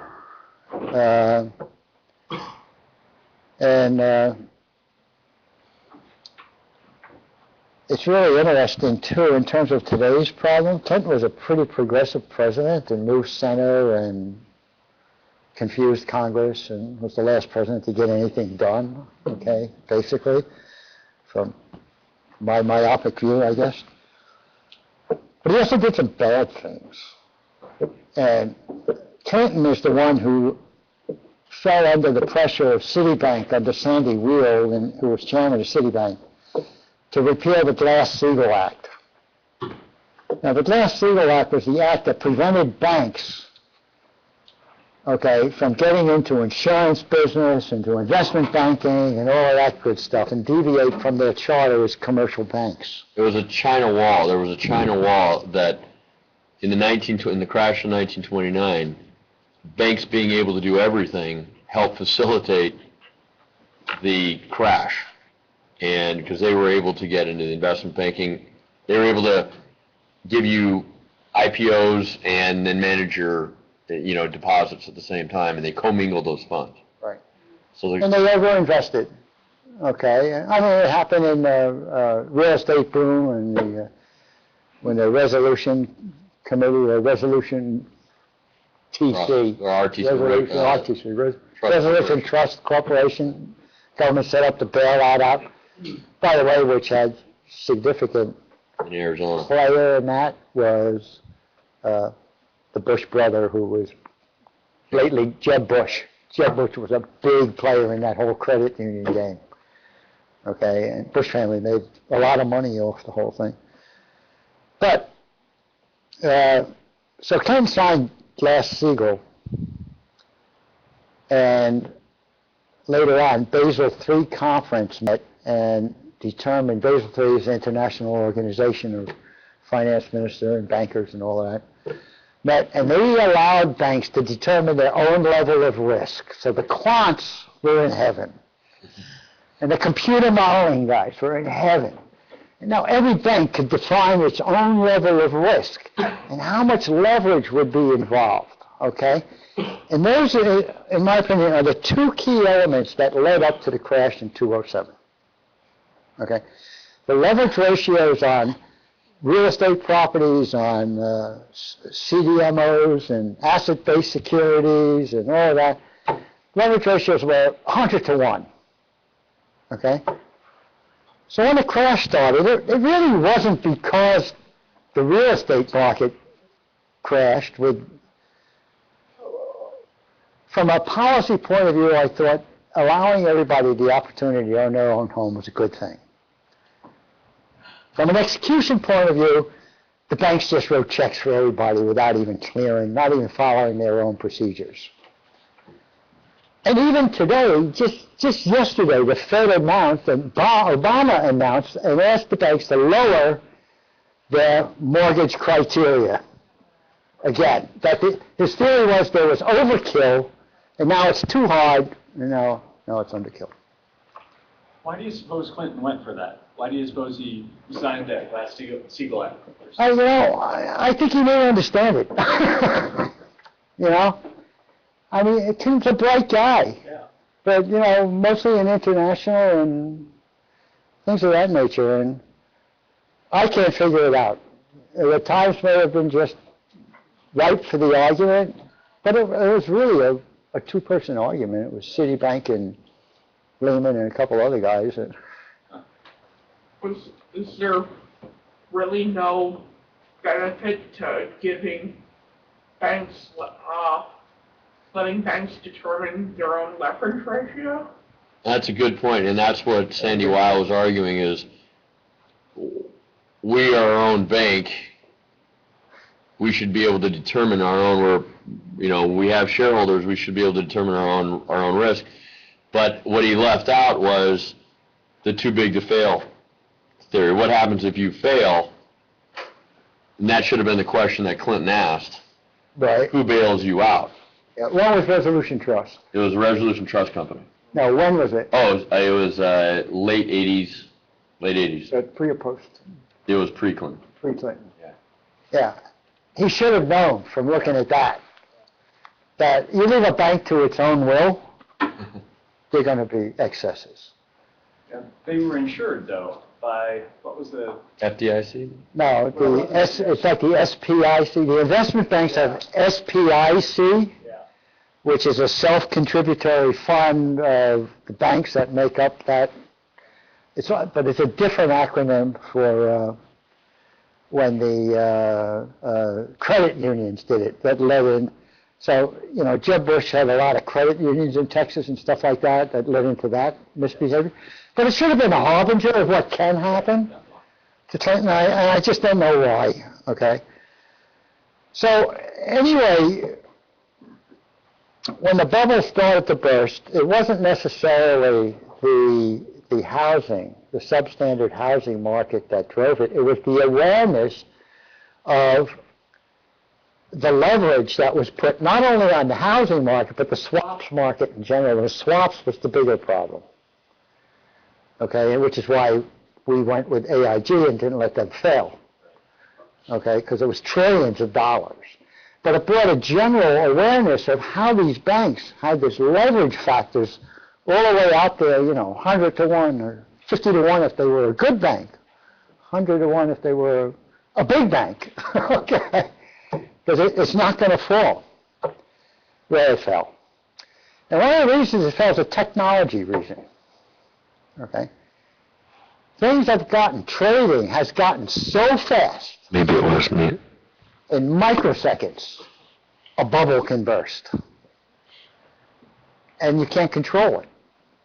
Okay, so, you have a question? Yeah, that's what I wanted to ask earlier when you're talking about the internet. Were the markets a little more stable before that? Because now that you get to know everything that goes around the world, it's on your hands, it's at your fingertips. So there's more chance of markets crashing, like going down and up now. Yeah, I would agree with that to the point that the volatility is the issue. Okay, and it's also not, it's still an asynchronous market. If you define the banking system or the institutional investing system as an asynchronous market, because they're the guys that develop these huge buy and sell programs, and the computer triggers and goes and doesn't understand that there's any exogenous factors involved, okay? So, yeah, a lot of it is all transmitted through the internet, okay? So the banks aren't even close to where they should be from a regulation point of view, in my mind. And a couple of Fed people and Treasury people who are on the outs right now may come back in, are demanding higher reserve deposits on the banks and things of that nature, but they just don't want to get up. Now, Now, I was asked to be a deputy director of the TARP program, okay? And I took my name out of the arena instantly because, A, I'm not a financial guy, and they wanted somebody without financial connections or credentials to be the liaison with Congress.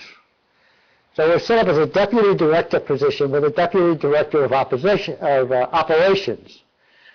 And I went right back to my classified thinking, saying the director of operations is always sanctified, and the floor guy is the guy that has to go to Congress. I don't want that job. Okay. So TARP was an interesting program. TARP actually made money. What's going on now is terrible, in my opinion. Okay.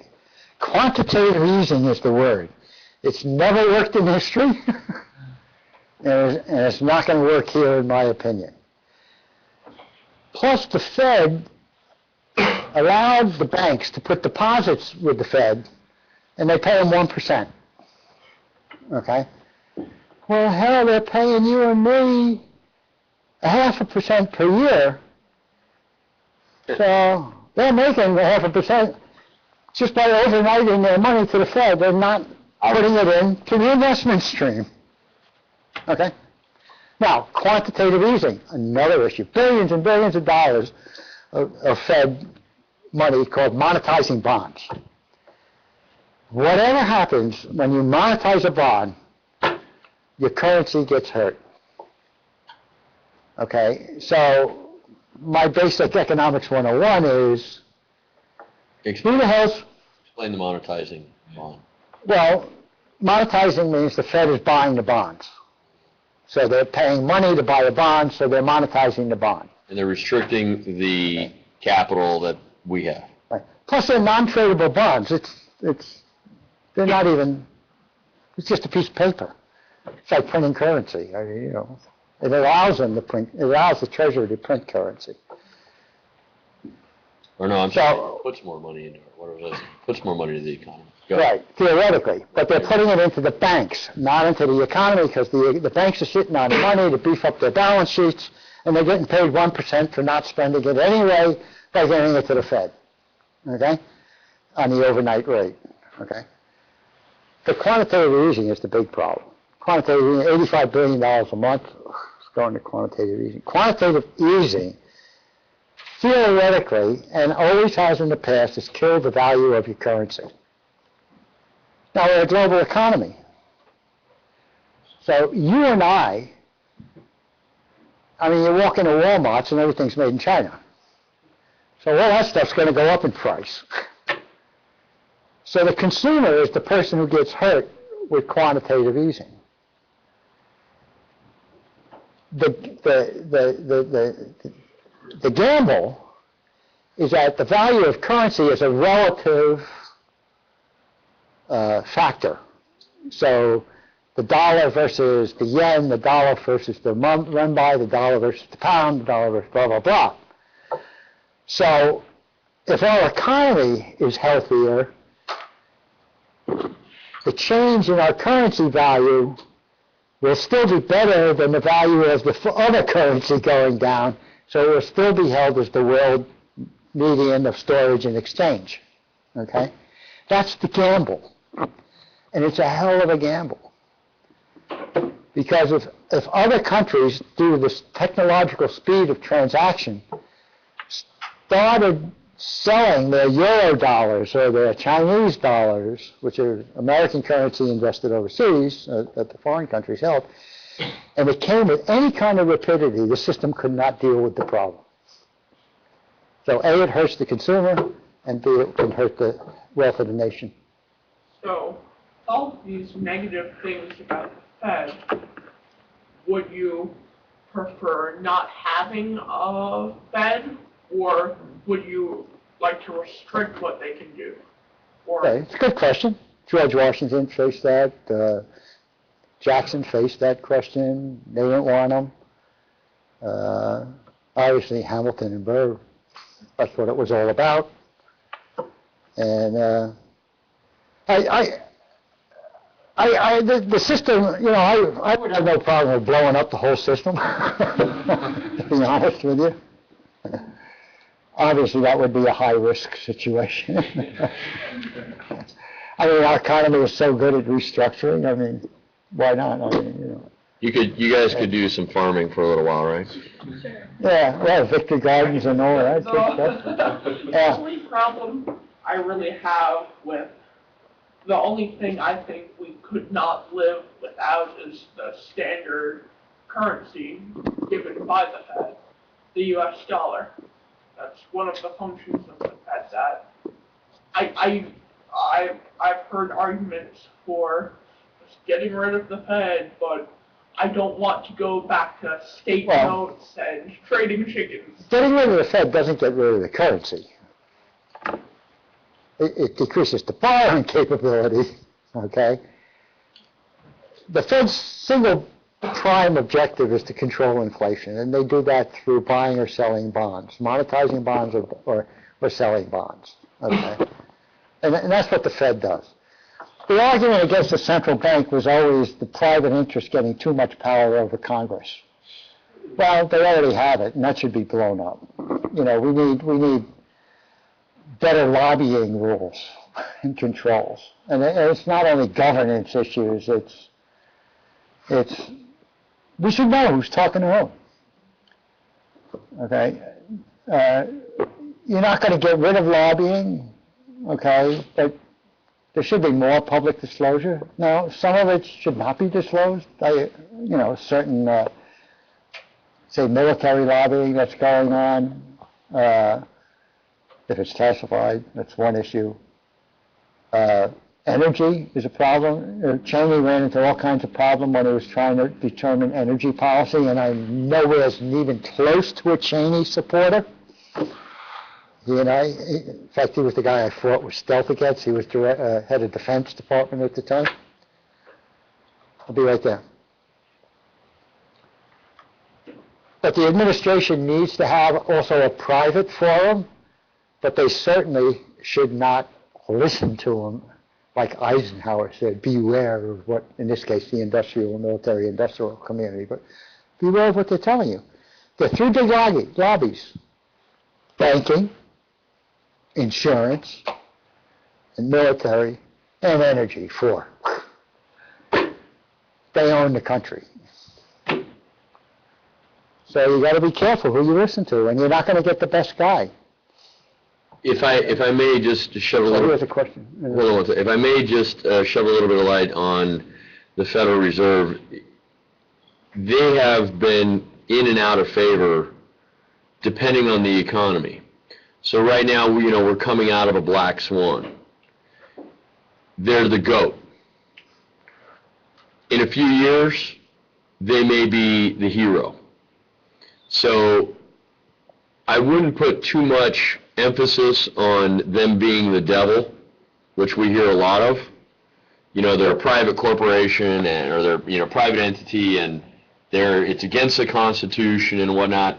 Well, in good times, I didn't hear anybody that was investing in the real estate or doing all of it. I didn't hear anybody complaining about the Federal Reserve. I didn't hear one peep. Not one. You did during the Carter administration. Yeah, okay, during the Carter, but I was a young whippersnapper, so I didn't hear anything. 18% interest rates.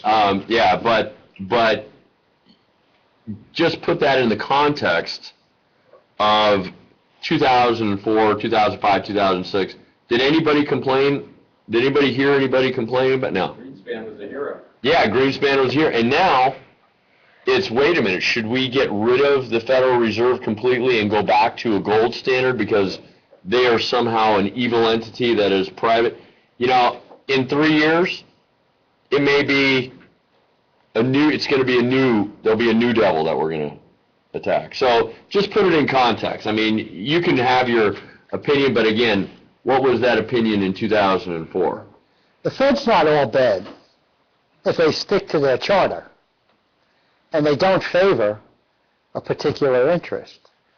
So all the money that we've thrown in, has gone to the banking system and not released from the banking system because they're making too much money due to Treasury policy and Fed policy. the Fed should have been more insistent, okay, on the use of that fund, those funds that the banks are sitting on. So they pick up a couple billion here and a couple billion there, and it goes right into their balance sheet. And that wasn't the intent. It certainly wasn't the congressional intent. Okay. But nobody has authority over the banks. Jamie Dimon is a god. Jamie Dimon should be in jail. Jamie Dimon is the largest violator of the federal tax reporting requirements. Chase Bank is, and J.P. Morgan, okay? But the SEC is prosecuting some guy who violated like $1 million of non-reporting, okay, and laundering money. The biggest launderers in the world are Citibank, Chase, J.P. Morgan. Where's the equity? And who's watching? Now, that's an SEC responsibility, not a Fed responsibility, okay? But the Fed, if it pays attention, if it had better criteria on the use of all that money. And I think going into that, they didn't know, again, this is a velocity of money issue. The intent was to shore up their balance sheets and get them to loan the money because they knew and understood that if the velocity of money slowed down, then the economy would come to a halt. And that's what we saw in 2009. That's what we saw in 2010. And the government was like, wait a minute. You need to be loaning this money out. So although they may have had the right intent on the execution side, they didn't put enough constraints into the money that said you have to loan. If we're giving you money to bail you out, you need to be loaning to small businesses. Yeah, there should have been a mandate on what they had to do. They also should have a mandate to increase the insurance that you're paying to your personal accounts. They're getting 1 to 1.5% for doing nothing with the money. Well, if you're going to do that, give 50% out to your depositors. Back in 1969, I had an interview with David Rockefeller when he ran Chase, the economist. Chase was the moral bank at the time. And I said to him, how can you say you're the moral bank when you're the biggest seller of Brady bonds to take advantage of South American countries and Latin American countries and all that good stuff? I don't like banks. What can I tell you? Richard, if you can, maybe speak to a little bit about Nixon. Now, historians, I think so far, will tell you that Nixon was the smartest president we ever had. He's talking about the most moral. Not moral. Okay, this is just... On a paranoia scale, all presidents have high degrees and all politicians have high degrees on the paranoia scale, and Nixon was probably an 8 out of 10. Plus, he was always this poor guy that never got accepted by society. So yeah, that thing he was carrying around. But he always kept these secret funds. When he was vice president under Eisenhower chewed him out for keeping a secret fund. Okay? And that was part of his checkers speech, it's called. He went on TV with his little dog and apologized to the people.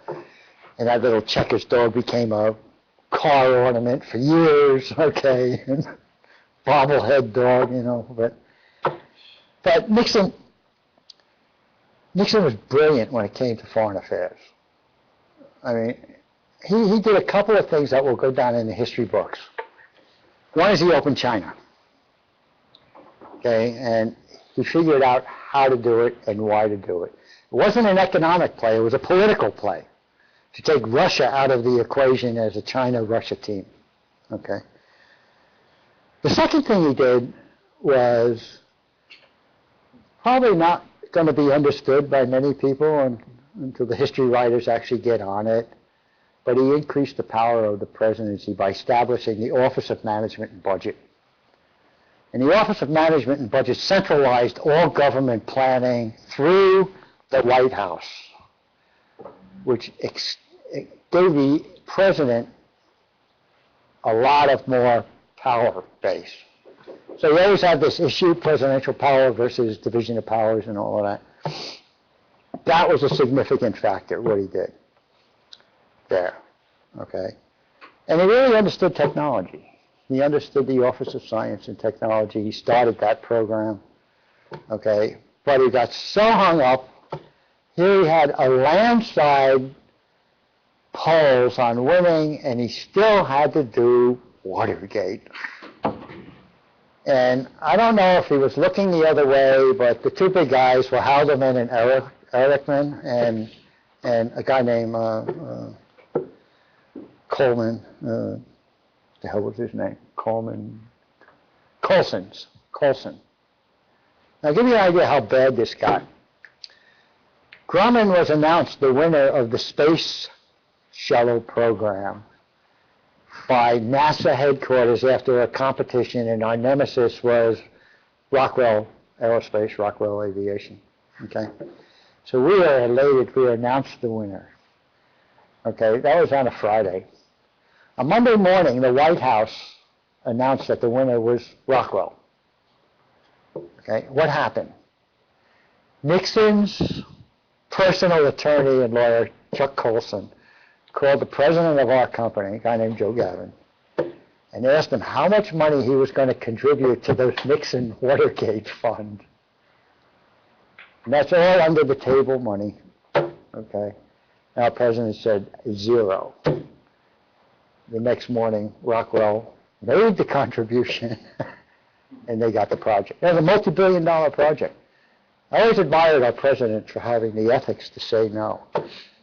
We got a consolation prize. We built the wings. Okay. But this was Nixon. This was Nixon's, you know, he couldn't get an apartment on Fifth Avenue, okay? So he'd walk around like, you know, nobody likes me, okay?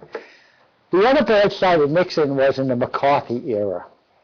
Okay, Nixon was the chief counsel on the McCarthy Committee, which was the committee to identify communist activity, and everybody was a communist unless you could prove you weren't.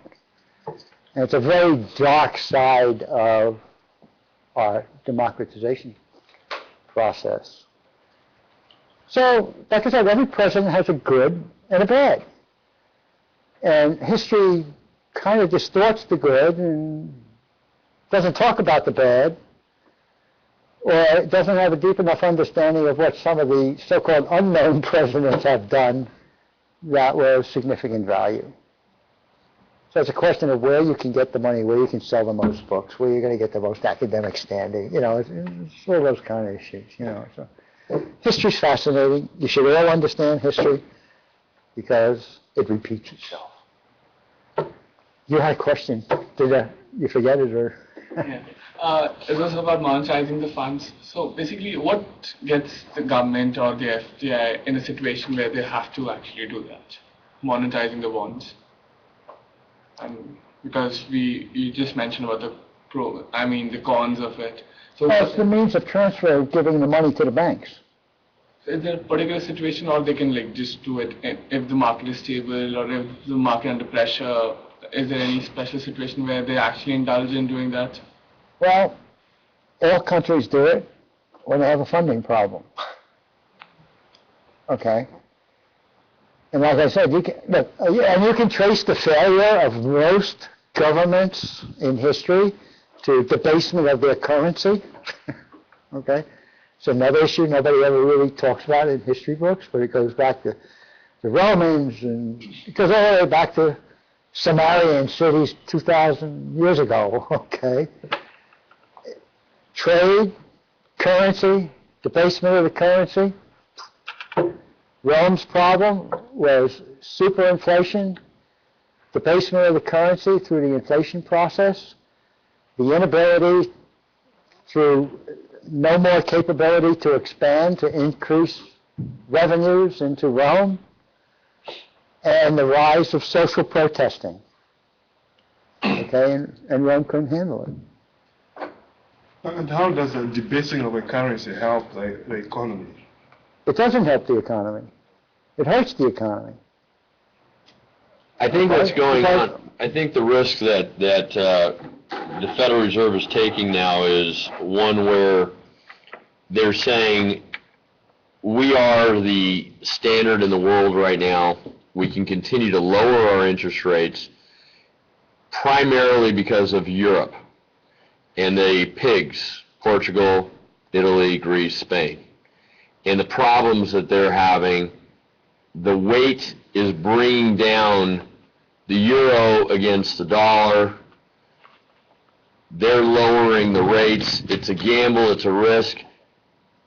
But I think the Federal Reserve, and I'm not justifying anything the Federal Reserve, I'm just going through the thinking. The Federal Reserve is saying, hey, the euro is going to have to get a lot weaker for their economy to get stronger because of their exports. They're going to have to lower their currency against the U.S. in order for, and so the currency, U.S. currency continues to get stronger, and the Federal Reserve has a justification. Who knows if it's going to be right? I can't predict. Is it a specific German problem?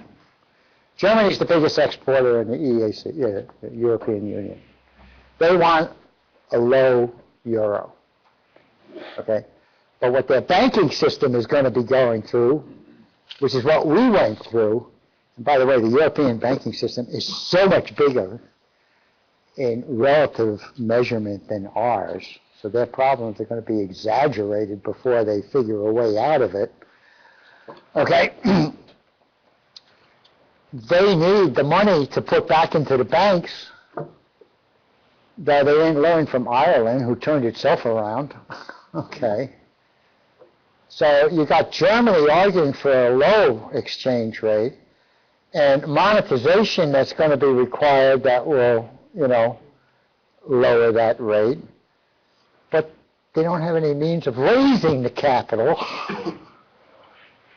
So you got all these situations. So IMF is playing a role in this. It's very complicated. Like Germany wanted IMF to support and put money into Germany because that's kind of like non-dilutionary money in your business world.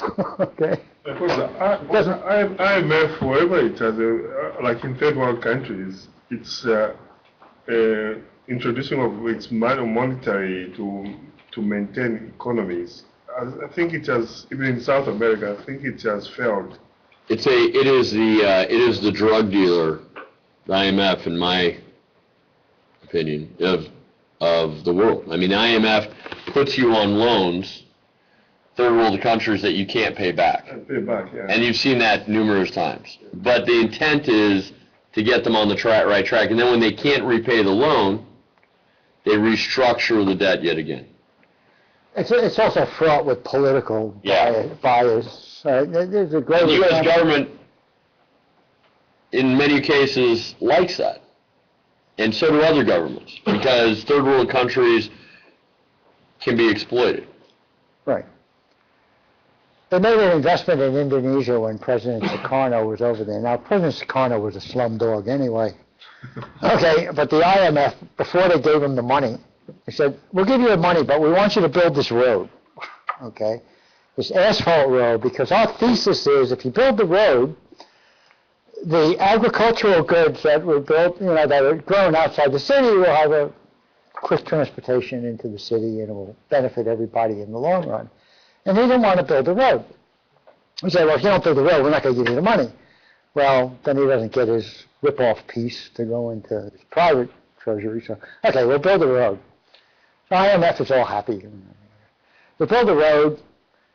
IMF goes over there 2 years after the road is built, and there's nobody on it. So they asked Sukarno, why are there no people on this road?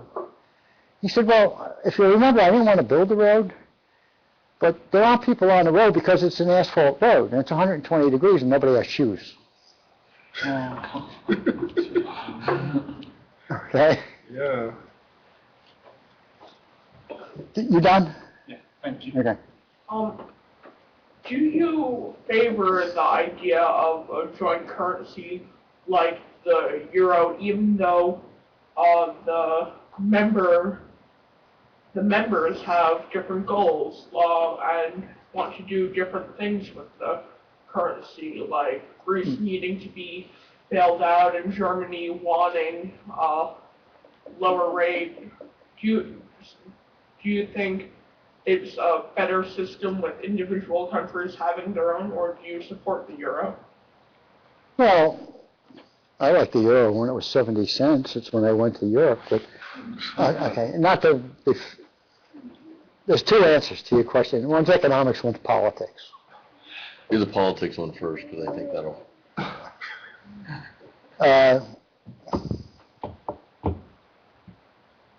Politically, if you look at whether a basket of currency should be created, and whether oil should become a medium of exchange and added into some kind of oil-backed currency in that basket and all that good stuff. Okay, these are issues we're going to have to contend with politically. So when we think politics right now, we're kind of focused on Europe. Okay, but Asia's a pretty big dog out there. Okay, in fact, a little side fact: the last 10 centuries, Asia has had 80% of the world's GNP. The last 8 out of 10 centuries, Asia's coming back. There's no way about it. So the question is, what form is that currency going to take? And how does that play into the concept of an energy-based currency? So, I mean, there's so much politics involved in it. Who knows where it's going to spill out? Because it's going to be a political game. The economics of it is different. Economies grow or shrink based on dislocation of resources. So wherever there's a dislocation of resource and you have a currency, it's reflected in your currency. 90% of the times it doesn't matter because your currency's soft and it's not used as a medium of exchange. Okay? In fact, I had a professor once who used to go to the State Department and borrow interest-free, and they didn't really care if it was paid back. All the soft currency reserves the State Department had and had no use for doing anything with it. It just sat there, and then so every now and then he'd go borrow a couple, $2-3 million out of the local currency and say, I'm going to go down and open up a fishing resort or something. The political side also is that the euro was initially created to prevent war. European Union was created to prevent war. If you think about it, it's just been constantly battling each other. And then that ultimately led into the euro, so the eurozone, and then the euro. And if you remember in this class, how many countries are part of the European Union, I mean? 27, right? And then how many part of the actual currency? 17. Yeah, something I don't even remember.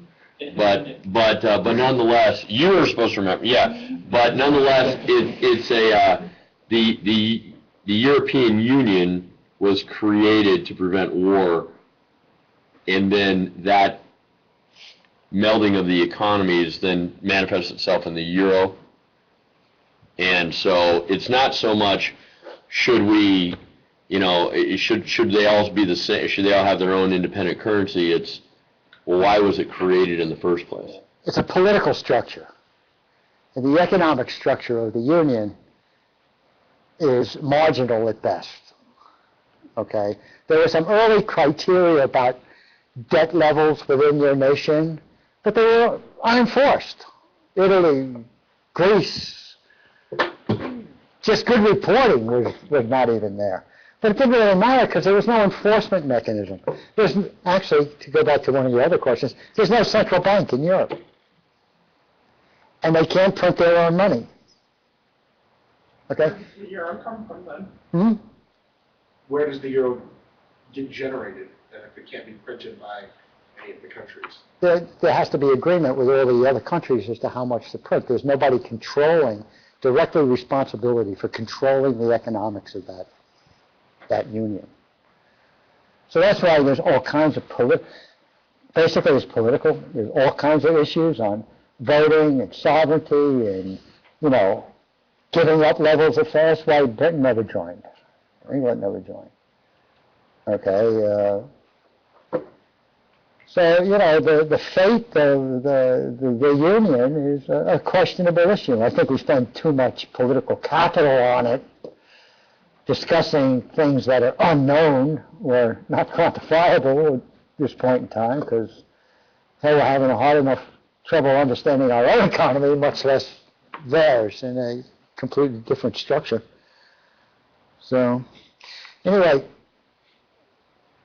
you wanted me to talk about alpha, beta, IRR, cash, getting kind of late. If you can, just give Richard was, as I mentioned before, he built the private equity division at the Arizona State Retirement System, which all of our teachers and police officers and whatnot contribute to, and there's about 34 billion maybe in the $4 billion. How many? $4 billion I spent. And so he managed roughly $4 billion of that, and so he created the private equity division here at the Arizona State Retirement System, and was constantly having to deal with internal rates of returns, cash on cash. I mean, all of the stuff that we've been talking about in class. So I thought that maybe from a real world perspective and an Arizona perspective, you could talk a little bit about some of those metrics. Yeah. How many of you are going out into the financial kind of a world? Or is this just a course you're filling your curricula on? I'm entertaining them. Well, you're innovation, my goodness. You should totally hear the music that comes down as soon as the Disco ball. how everything goes off during all their scheduled breaks. Right. When I took the job at the Arizona Retirement System, they wanted me to set up an alternative investing program, which is mostly private equity. And I don't know how familiar you are about private equity, but private equity has all kinds of political negatives thrown at it from time to time. Most of the reason, I think, is private equity investing has gotten so big, it's challenging the public market and the stock market, especially the IPO market. It has trillions of dollars in capital, and a pension plan comes along, and it's called an institutional investor. Insurance companies, bank members, pension plans control trillions of dollars, and they invest in these private equity managed firms, which they in turn do the investing. So there's two problems that I was faced with first on right away. One has to do with portfolio balancing. Okay, so when you look at a retirement fund, it has equity investing, it has fixed income investing, it has alternative investing, which is private equity, real estate, and opportunistic investing, which is things like timber, some commodity investing, mainly through third parties. So I come in, I'm the only economist-based guy in the group, and they do all this balancing year by year, and they have what's called a actuarial return of 8%, which means that's what the firm, the pension is being looked at by the government for the return on its investment, 8%. Okay? So I'm looking around at what 8% generates, and it's not enough. Okay, so what happens is any company, any governmental agency, you guys have a pension. Some's defined benefit, some are 401k, defined contribution they're called. Okay. And when you look at what the payout is in the future, 8% a year on the current capital isn't going to get you there. So the level of funding of your pension plans has been going down and down and down to the point where many years ago they set up the pension board in the federal government to give you some protection, because if some company is underfunded, like United Airlines or something like that, they screwed their members, they at least will guarantee some percentage of your pension, usually between 30 and 50%, 50 if you're lucky. And that happens because the businesses, or mainly the governments, give too many benefits out that they can't pay for. Okay? Including Social Security. So it's the same problem with Social Security. Interesting side note, the first Social Security system was set up by Kaiser Wilhelm in 1850 due to social pressure on his emperorship in Germany. So he offered a pension plan where you would get a state pension when you turned 65. Well, the mortality age was 42. So they never expected anybody to get there. So when Roosevelt put it in, they stuck with age 65, and by the way, at that year, the mortality table said 65. Well, now it's 93, okay, and we've invested like, it was 65. So 8% is not going to get you there. So that's what the issues are right now around pension plans. So they go in and they balance all this stuff against internal rate of return of 8%. When in the end game is, one or two things happen. If your pension becomes underfunded, then the government is going to have to make it up. In this case, we're talking state governments. And the theory is no politician wants to lose his job because he's not funding it, so they'll figure out and get the money. But with the cutbacks that state governments have been getting due to this go-around, it's not entirely clear that that politician's job is at risk anymore. And now we better look at raising the retirement age, cutting the benefit, blah, blah, blah. And that doesn't even count the medical side. That's just your basic pension side. So that's kind of the problem. So I come in as a newbie and I say, guys, what's this IRA 8%? I'd rather have a cash-on-cash return, of 25%. But there's a higher risk level. And pension boards spend 90% of their time trying to mitigate their fiduciary responsibility by overpaying high-priced consultants who come in and say, yeah, 8% return is good enough. It's a status quo. It's 1 plus 1 equals what? 2. We need 1 plus 1 equals 3. We need synergy. Right. So no pension manager. The reason they stay with 8% is because they can measure the world in terms of 8%, and they have the argument, well, we're doing just as good as the other guy. In fact, we're doing better than the other guy. But we're still not going to get there if you really want to ask the question. Okay? So I started out with the plan. They gave me 6% of the fund to invest. It's a $28 billion fund. Then they upped it to 7, then they upped it to 9. Okay? So I was able to put a lot of money into private equity, and it's doing fantastic. Because as an economist, I'm not interested in balancing risk. I'm interested in taking a reasonable risk, and it's not based on balancing fixed income with equities, with alternatives. It's based on business cycle analysis and strategic thinking, which says, if I invest today, these funds, you have an investment period of 5 years and a return from your 5th to your 10th year. Okay, so when that investor is getting ready to sell his company 5 years from now, is that market going to be there and give us a good return? But no pension plans, and CalPERS finally took it on. CalPERS is the largest U.S. pension plan, $250 billion.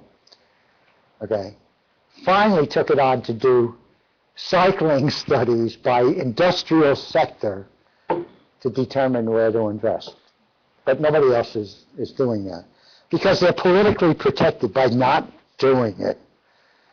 So anyway, I ran at odds with the fund, and luckily the fund's performing rather well. But it's a basic fundamental argument.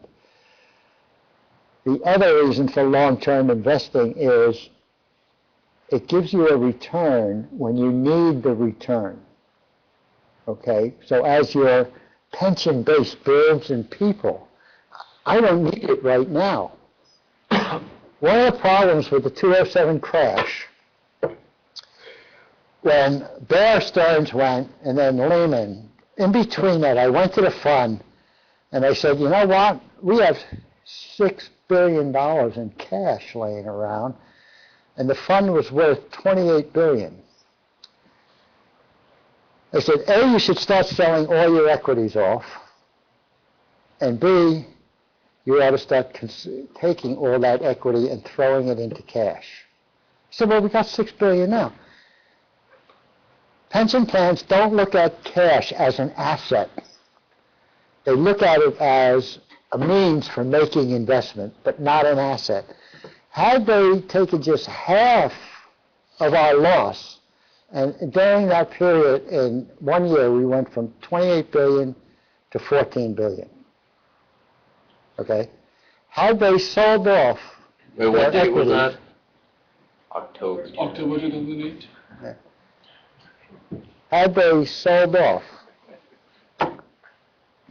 we would have been sitting with about 5 or 6 billion more. But the reason for not doing it was, you know, if I sell my equities, I'm going to deplete the price. I said, I don't care if you're going to deplete the price. It's going to go down 50%. Sell out at 10. So you saw the crash coming? Yeah. I did cyclical strategic planning, going out in the forecast, and my plan was predicated on something happening. I had no idea it was going to be as big, as deep, or as long. But nonetheless, I had a response, should it happen. Okay? Can I tell him the response? So his response was, and I remember us having these talks, and he had a plan to deploy those funds into distressed assets. And so if there was a black swan that landed on the economy, then he had the dry powder necessary to deploy into distressed bonds, distressed assets, and funds of that nature. And you fought very hard and valiantly for it, and unfortunately, the state, I don't think they... Well, they're into it now, but too late. Yeah, they're into it now. And they're not going to get the kind of gains that we would have got had they done it earlier. When did you start formulating it? The plan? 2008. Oh, the plan? Yeah. 2007, I spent a year before making any investment on economic research, and also all the investment funds that were out there to try and pick out the best of the best. But I looked at them by sector, you know, so energy and healthcare, but not just healthcare, deep dive into the vertical structure, medical devices, services, products, you know, the whole 9 yards. And came up with a matrix on, you know, where to put it. So serendipitously, I was right. So what we did do is totally outperforming every pension plan out there, but they didn't give me enough money to really move the needle. Okay, so the fund is back up to 28, but had they listened, it would have been up to 45. So, I mean, think about all the assets that depreciated in price. Housing, corporate bonds. You know, I mean, everybody was selling everything, and they needed to for cash. You could have picked up some really great paper, really low risk, you know, big type company stuff for Companies you knew that weren't going to go bankrupt. GE. You just wait out the maturity period as your downside.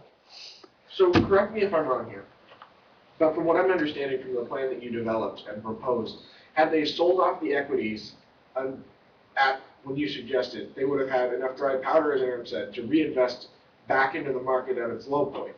Right. Which at the same time, being able to reinvest dry powder into a struggling economy, doesn't that also help swing it back out of the low point?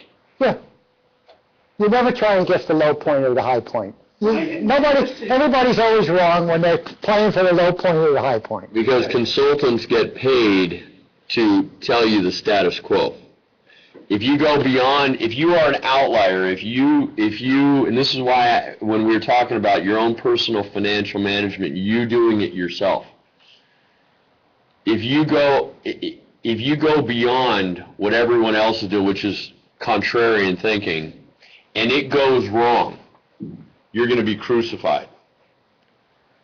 But, and that was the trustees' thinking, is we would rather lose money and be able to say everybody was doing it, so therefore our fiduciary duty was met, instead of saying we're really looking out for the people, we need to think a little contrarian, and consultants get paid to say the status quo so that way they can keep their position. So in the end, it was all about saving face. In the end, it was all about, yeah. But when do you decide that, okay, we're preparing for a low point, that we'll sell these equities and we'll get the dry powder to put it in a low time? But when do you sell your equities? Is it like the 20% of the top level that you have in mind, or because that's investment for you, right? The equities at that point. When do you think it's the right time to sell those, to save it for a period when probably the market is going to go down? Well, okay, a John Law guess.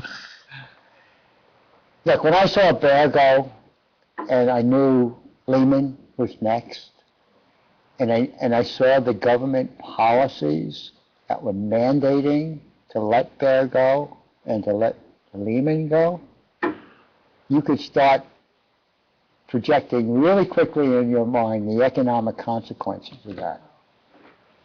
So read and So it's a trigger. So I would say take all your equities. And the other pitiful part of it was there was not one emergency board meeting called by any of the pension plans that I know of, and especially Arizona, to even ask the question, what the hell is going on? And the process is you got a contract with somebody well-known in the business, and by the time you get done, you've missed the boat. Just like we missed the boat on distressed investing. When I was looking at distressed investing, I was getting 80% discounts were on the market. Okay? By the time they got around to it, it was a 25% discount. Well, you're not nimble. Pension plans need to be nimble. Okay? And they need to balance that fiduciary responsibility off. So I noticed Arizona changed the law a little bit on the definition of it, but. So there must have been private investors who were nimble and Oh, sure. moved their way. Sure. One of my guys who I invested in is a fund called Rosada. They were a distressed investor in assets, mainly aircraft, which I liked, I understood. Engines, planes, blah, blah. I get a physical asset. Well, when the crash hit, and they were a $100 million fund. Now, a fund normally has 5 years, and you're planning on them spending 20% a year of your investment, right? Well, they threw everything into distressed debt. And they spent the entire $100 million in 18 months, which actually screws up your planning. But nobody does the planning anyway. I was kind of like an oddball trying to figure out cash flow draws, but nobody cared about cash flow then. Okay, now they do. Okay. They care about profit. So Goldman Sachs and Goldman Sachs was the other, we were both on the board of this company. They wanted to raise another $100 million fund right away. And we said, we haven't even seen how you're going to perform on the first $100 million that you spent in 18 months, which you were supposed to spend over 60 months. So we're not even going to consider it for 2 years. Come back. So they waited out the 2 years and they came back and we all reinvested with them and all that good stuff. But that guy just went, he really jumped into it. We were pretty nervous, actually. So, because you don't know, here the guy was an asset investor. You don't know what his acumen is in the financial world. Right. CMOs and asset-backed securities and all that good stuff. So. Can I ask how he came out on that? Who? Can I ask how that guy came out on that? The one who spent. Fantastic. Yeah, he Yeah. went through the roof. Yeah, I have two distressed investors, and both are 1 and 2 on the rate of return. and also on cash returns, So, You know, and that, I told him, I'm reinvesting with you, but I was really upset with you. I said, don't spend it this fast, okay? As you did the first time. you know, in an interesting way, I want to point this out. That's what his business was distressed assets. So it was like he could have been waiting for this for 40 years. He could have been predicting it every year. The market's everything's going to crash. We're going to buy these. Now, I'm not saying he did. I'm not saying that's what he was. No, but that was his business. So finally it came around and his number was called and he made, a lot of money doing it. But there are a lot of people that claim, and I just want to use this as an example where they're maybe gold investors or some other commodity, lumber, whatever it may be, and every year they predict something and it doesn't materialize. And then the one year, and then it does. And then they say, you see, I told you. But they lost money for the last 30 years. And then, so you have to be very, I just want to point out that that's not with everybody. You have to be very aware of when somebody says, I won and I won big. Was it one time or have you been doing it every year the last 10 years? That's why this is at Richard's conference, and I know the time is done. We'll stay a little bit longer. I'll shut this off at 7:30, but right after 2008, October 2008, Richard had an RFP, a request for proposal for funds to look at getting money from the ASRS. And somebody stood up and said, can I show you our returns for the last 20 years? And his response was, I don't care, that's ancient history. I want to know what you've done since October 2008.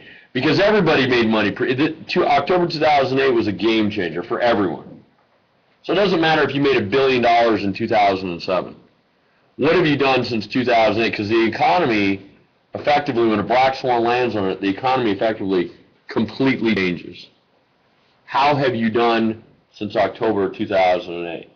And that was part, and Russ and I went to a meeting where I may have ruffled some feathers, where they were talking about fund advisors, and I said, well, nothing matters, pre-2008. I want to know what your performance has been post-2008.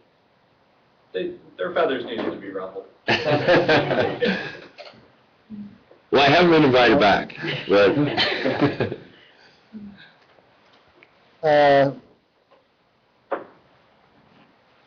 I guess there's that, most of you are not doing finance stuff, so there's no need to go into alpha, beta, and all of that kind of good stuff unless anybody has a specific interest into what that's all about. What I am going to do is, this is what I'm going to do, because we are out of time, but I would like your questions, because there are some questions online, and I know that you have questions individually.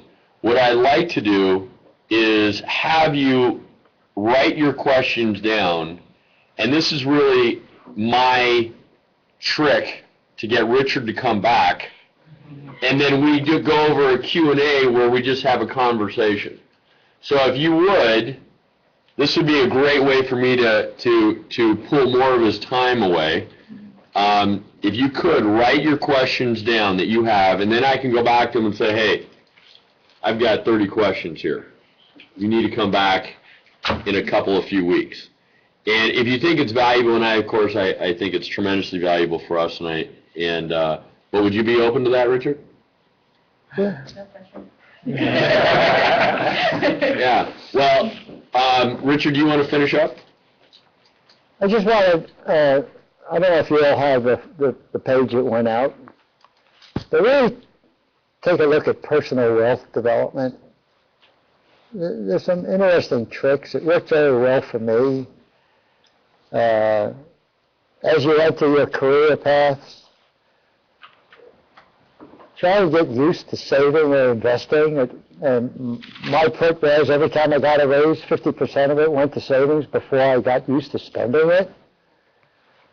There is a tenet in economics, you always spend what you make, but pay yourself first, okay? And you'll be surprised that way you get the miracle of compound interest. Pay your credit cards monthly, all right? Take a mortgage. Mortgage debt's a lot different than credit debt, but mortgage debt is only valuable right now when it comes to tax policy. So you ask yourself, what is the after-tax benefit I'm getting by taking a mortgage? Historically, it's always been good, but who knows what they're going to come up with if they go to flat taxes and things of that nature. In which case, it'd probably be grandfathered anyway. But you only carry that mortgage as long as you need that tax benefit, because the other caveat is pay your mortgage off as soon as you can, because it gives you absolute freedom of choice. You know, they said in the thing, you can tell the company to take this job and shove it. You're not a slave to the company when your mortgage is paid. You can always grow your own food or go fishing. Never understood, you know, why the Irish had this big famine when they were surrounded by cod. Before we Okay. had a potato. Learn the tax code. Pay your own taxes. Taxes are easy. And actually, IRS is not as unfriendly as it used to be. But when you learn the tax code, and I'm not saying learn all, 400,000 pages of this stuff, you learn what's applicable to you. And if you develop and go into your own business, you're also way ahead of the game. Always think after tax. Okay. It's kind of this, like I said, it's silly to go pay H&R Block or somebody like that when all they're doing is using parametrics and you don't really understand the name of the game. And they get away with it because the tax code does not necessarily require receipts. You can make your tax submittals based on analytics. And then if you're lucky enough to get chosen for an audit, then you have to justify your analytics if you don't have the receipts. But I used an old trick. I used to keep a box and throw every receipt into it. And the first time I got called for an audit, I went down to IRS and I said to the agent, look, you're just the agent, and I'm guilty until proven innocent. But as soon as I disagree with you and protest, I'm innocent to proven guilty. So here's all my receipts, and I put a big box on the desk. I said, you go through them and let me know what your answer is, because I'm probably going to protest it anyway. I never heard back from him. We'll edit that part out. Yeah. And, again, this is for those of you going into your own business. You got to learn the difference between seed investing and angel investing and venture capital investing and private equity investing. And they all mean different things. But the main criteria is what you want to do with your business. If you develop one, what would it take to sell it? What kind of position would you want to sell out of it? It's strategic planning, it's strategic thinking, it's understanding, where you want to go with that business. Some entrepreneurs don't want to stay in their business very long. They just want to turn it over and start another entity because that's where their creative juices are. Others want to develop a long-term business and develop their family assets for whatever reason, inheritance and whatnot. You need to know these things. You need to ask yourself these things. And if you have your own business, alternative to raising capital for venture capital or private equity, you should look at bank and government financing schemes, but be very judicious. SBA has some great programs. The state of Arizona has some programs. Always take advantage of training money for employees. Learn when to hire employees and not to hire employees. Learn how to hire an employee, whether it be full-time or a 1099er. Okay. But you really got to take a look at, strategic thinking and ask your own question personally and from a business point of view.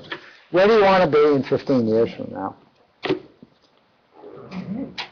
So, where do you want to be the day before you die? Do you want to be broke? I mean, the optimum of a financial planner, okay, sans inheritance questions, is to spend every penny before you die. But you have to spend it fast enough so you're assured that if you spend that much, you're going to kill yourself. Because if you're wrong, you'll have no money for the rest of your life. Anyway, that's basically today. Well, thank you very much. We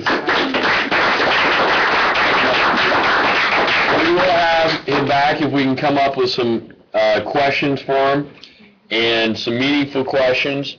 And we'll go over some of these topics again that he has gone over, but I think that for the most part we should be looking at maybe the end of this month to bring him back. And thank you again, and appreciate it. Richard's available to talk with people after class for a little bit. How much time do you have? Oh, I got a lot of time. Okay. We'll go ahead and cut it off, Jacob. Thank you very much. And Richard's available for discussion. Oh, he's got it.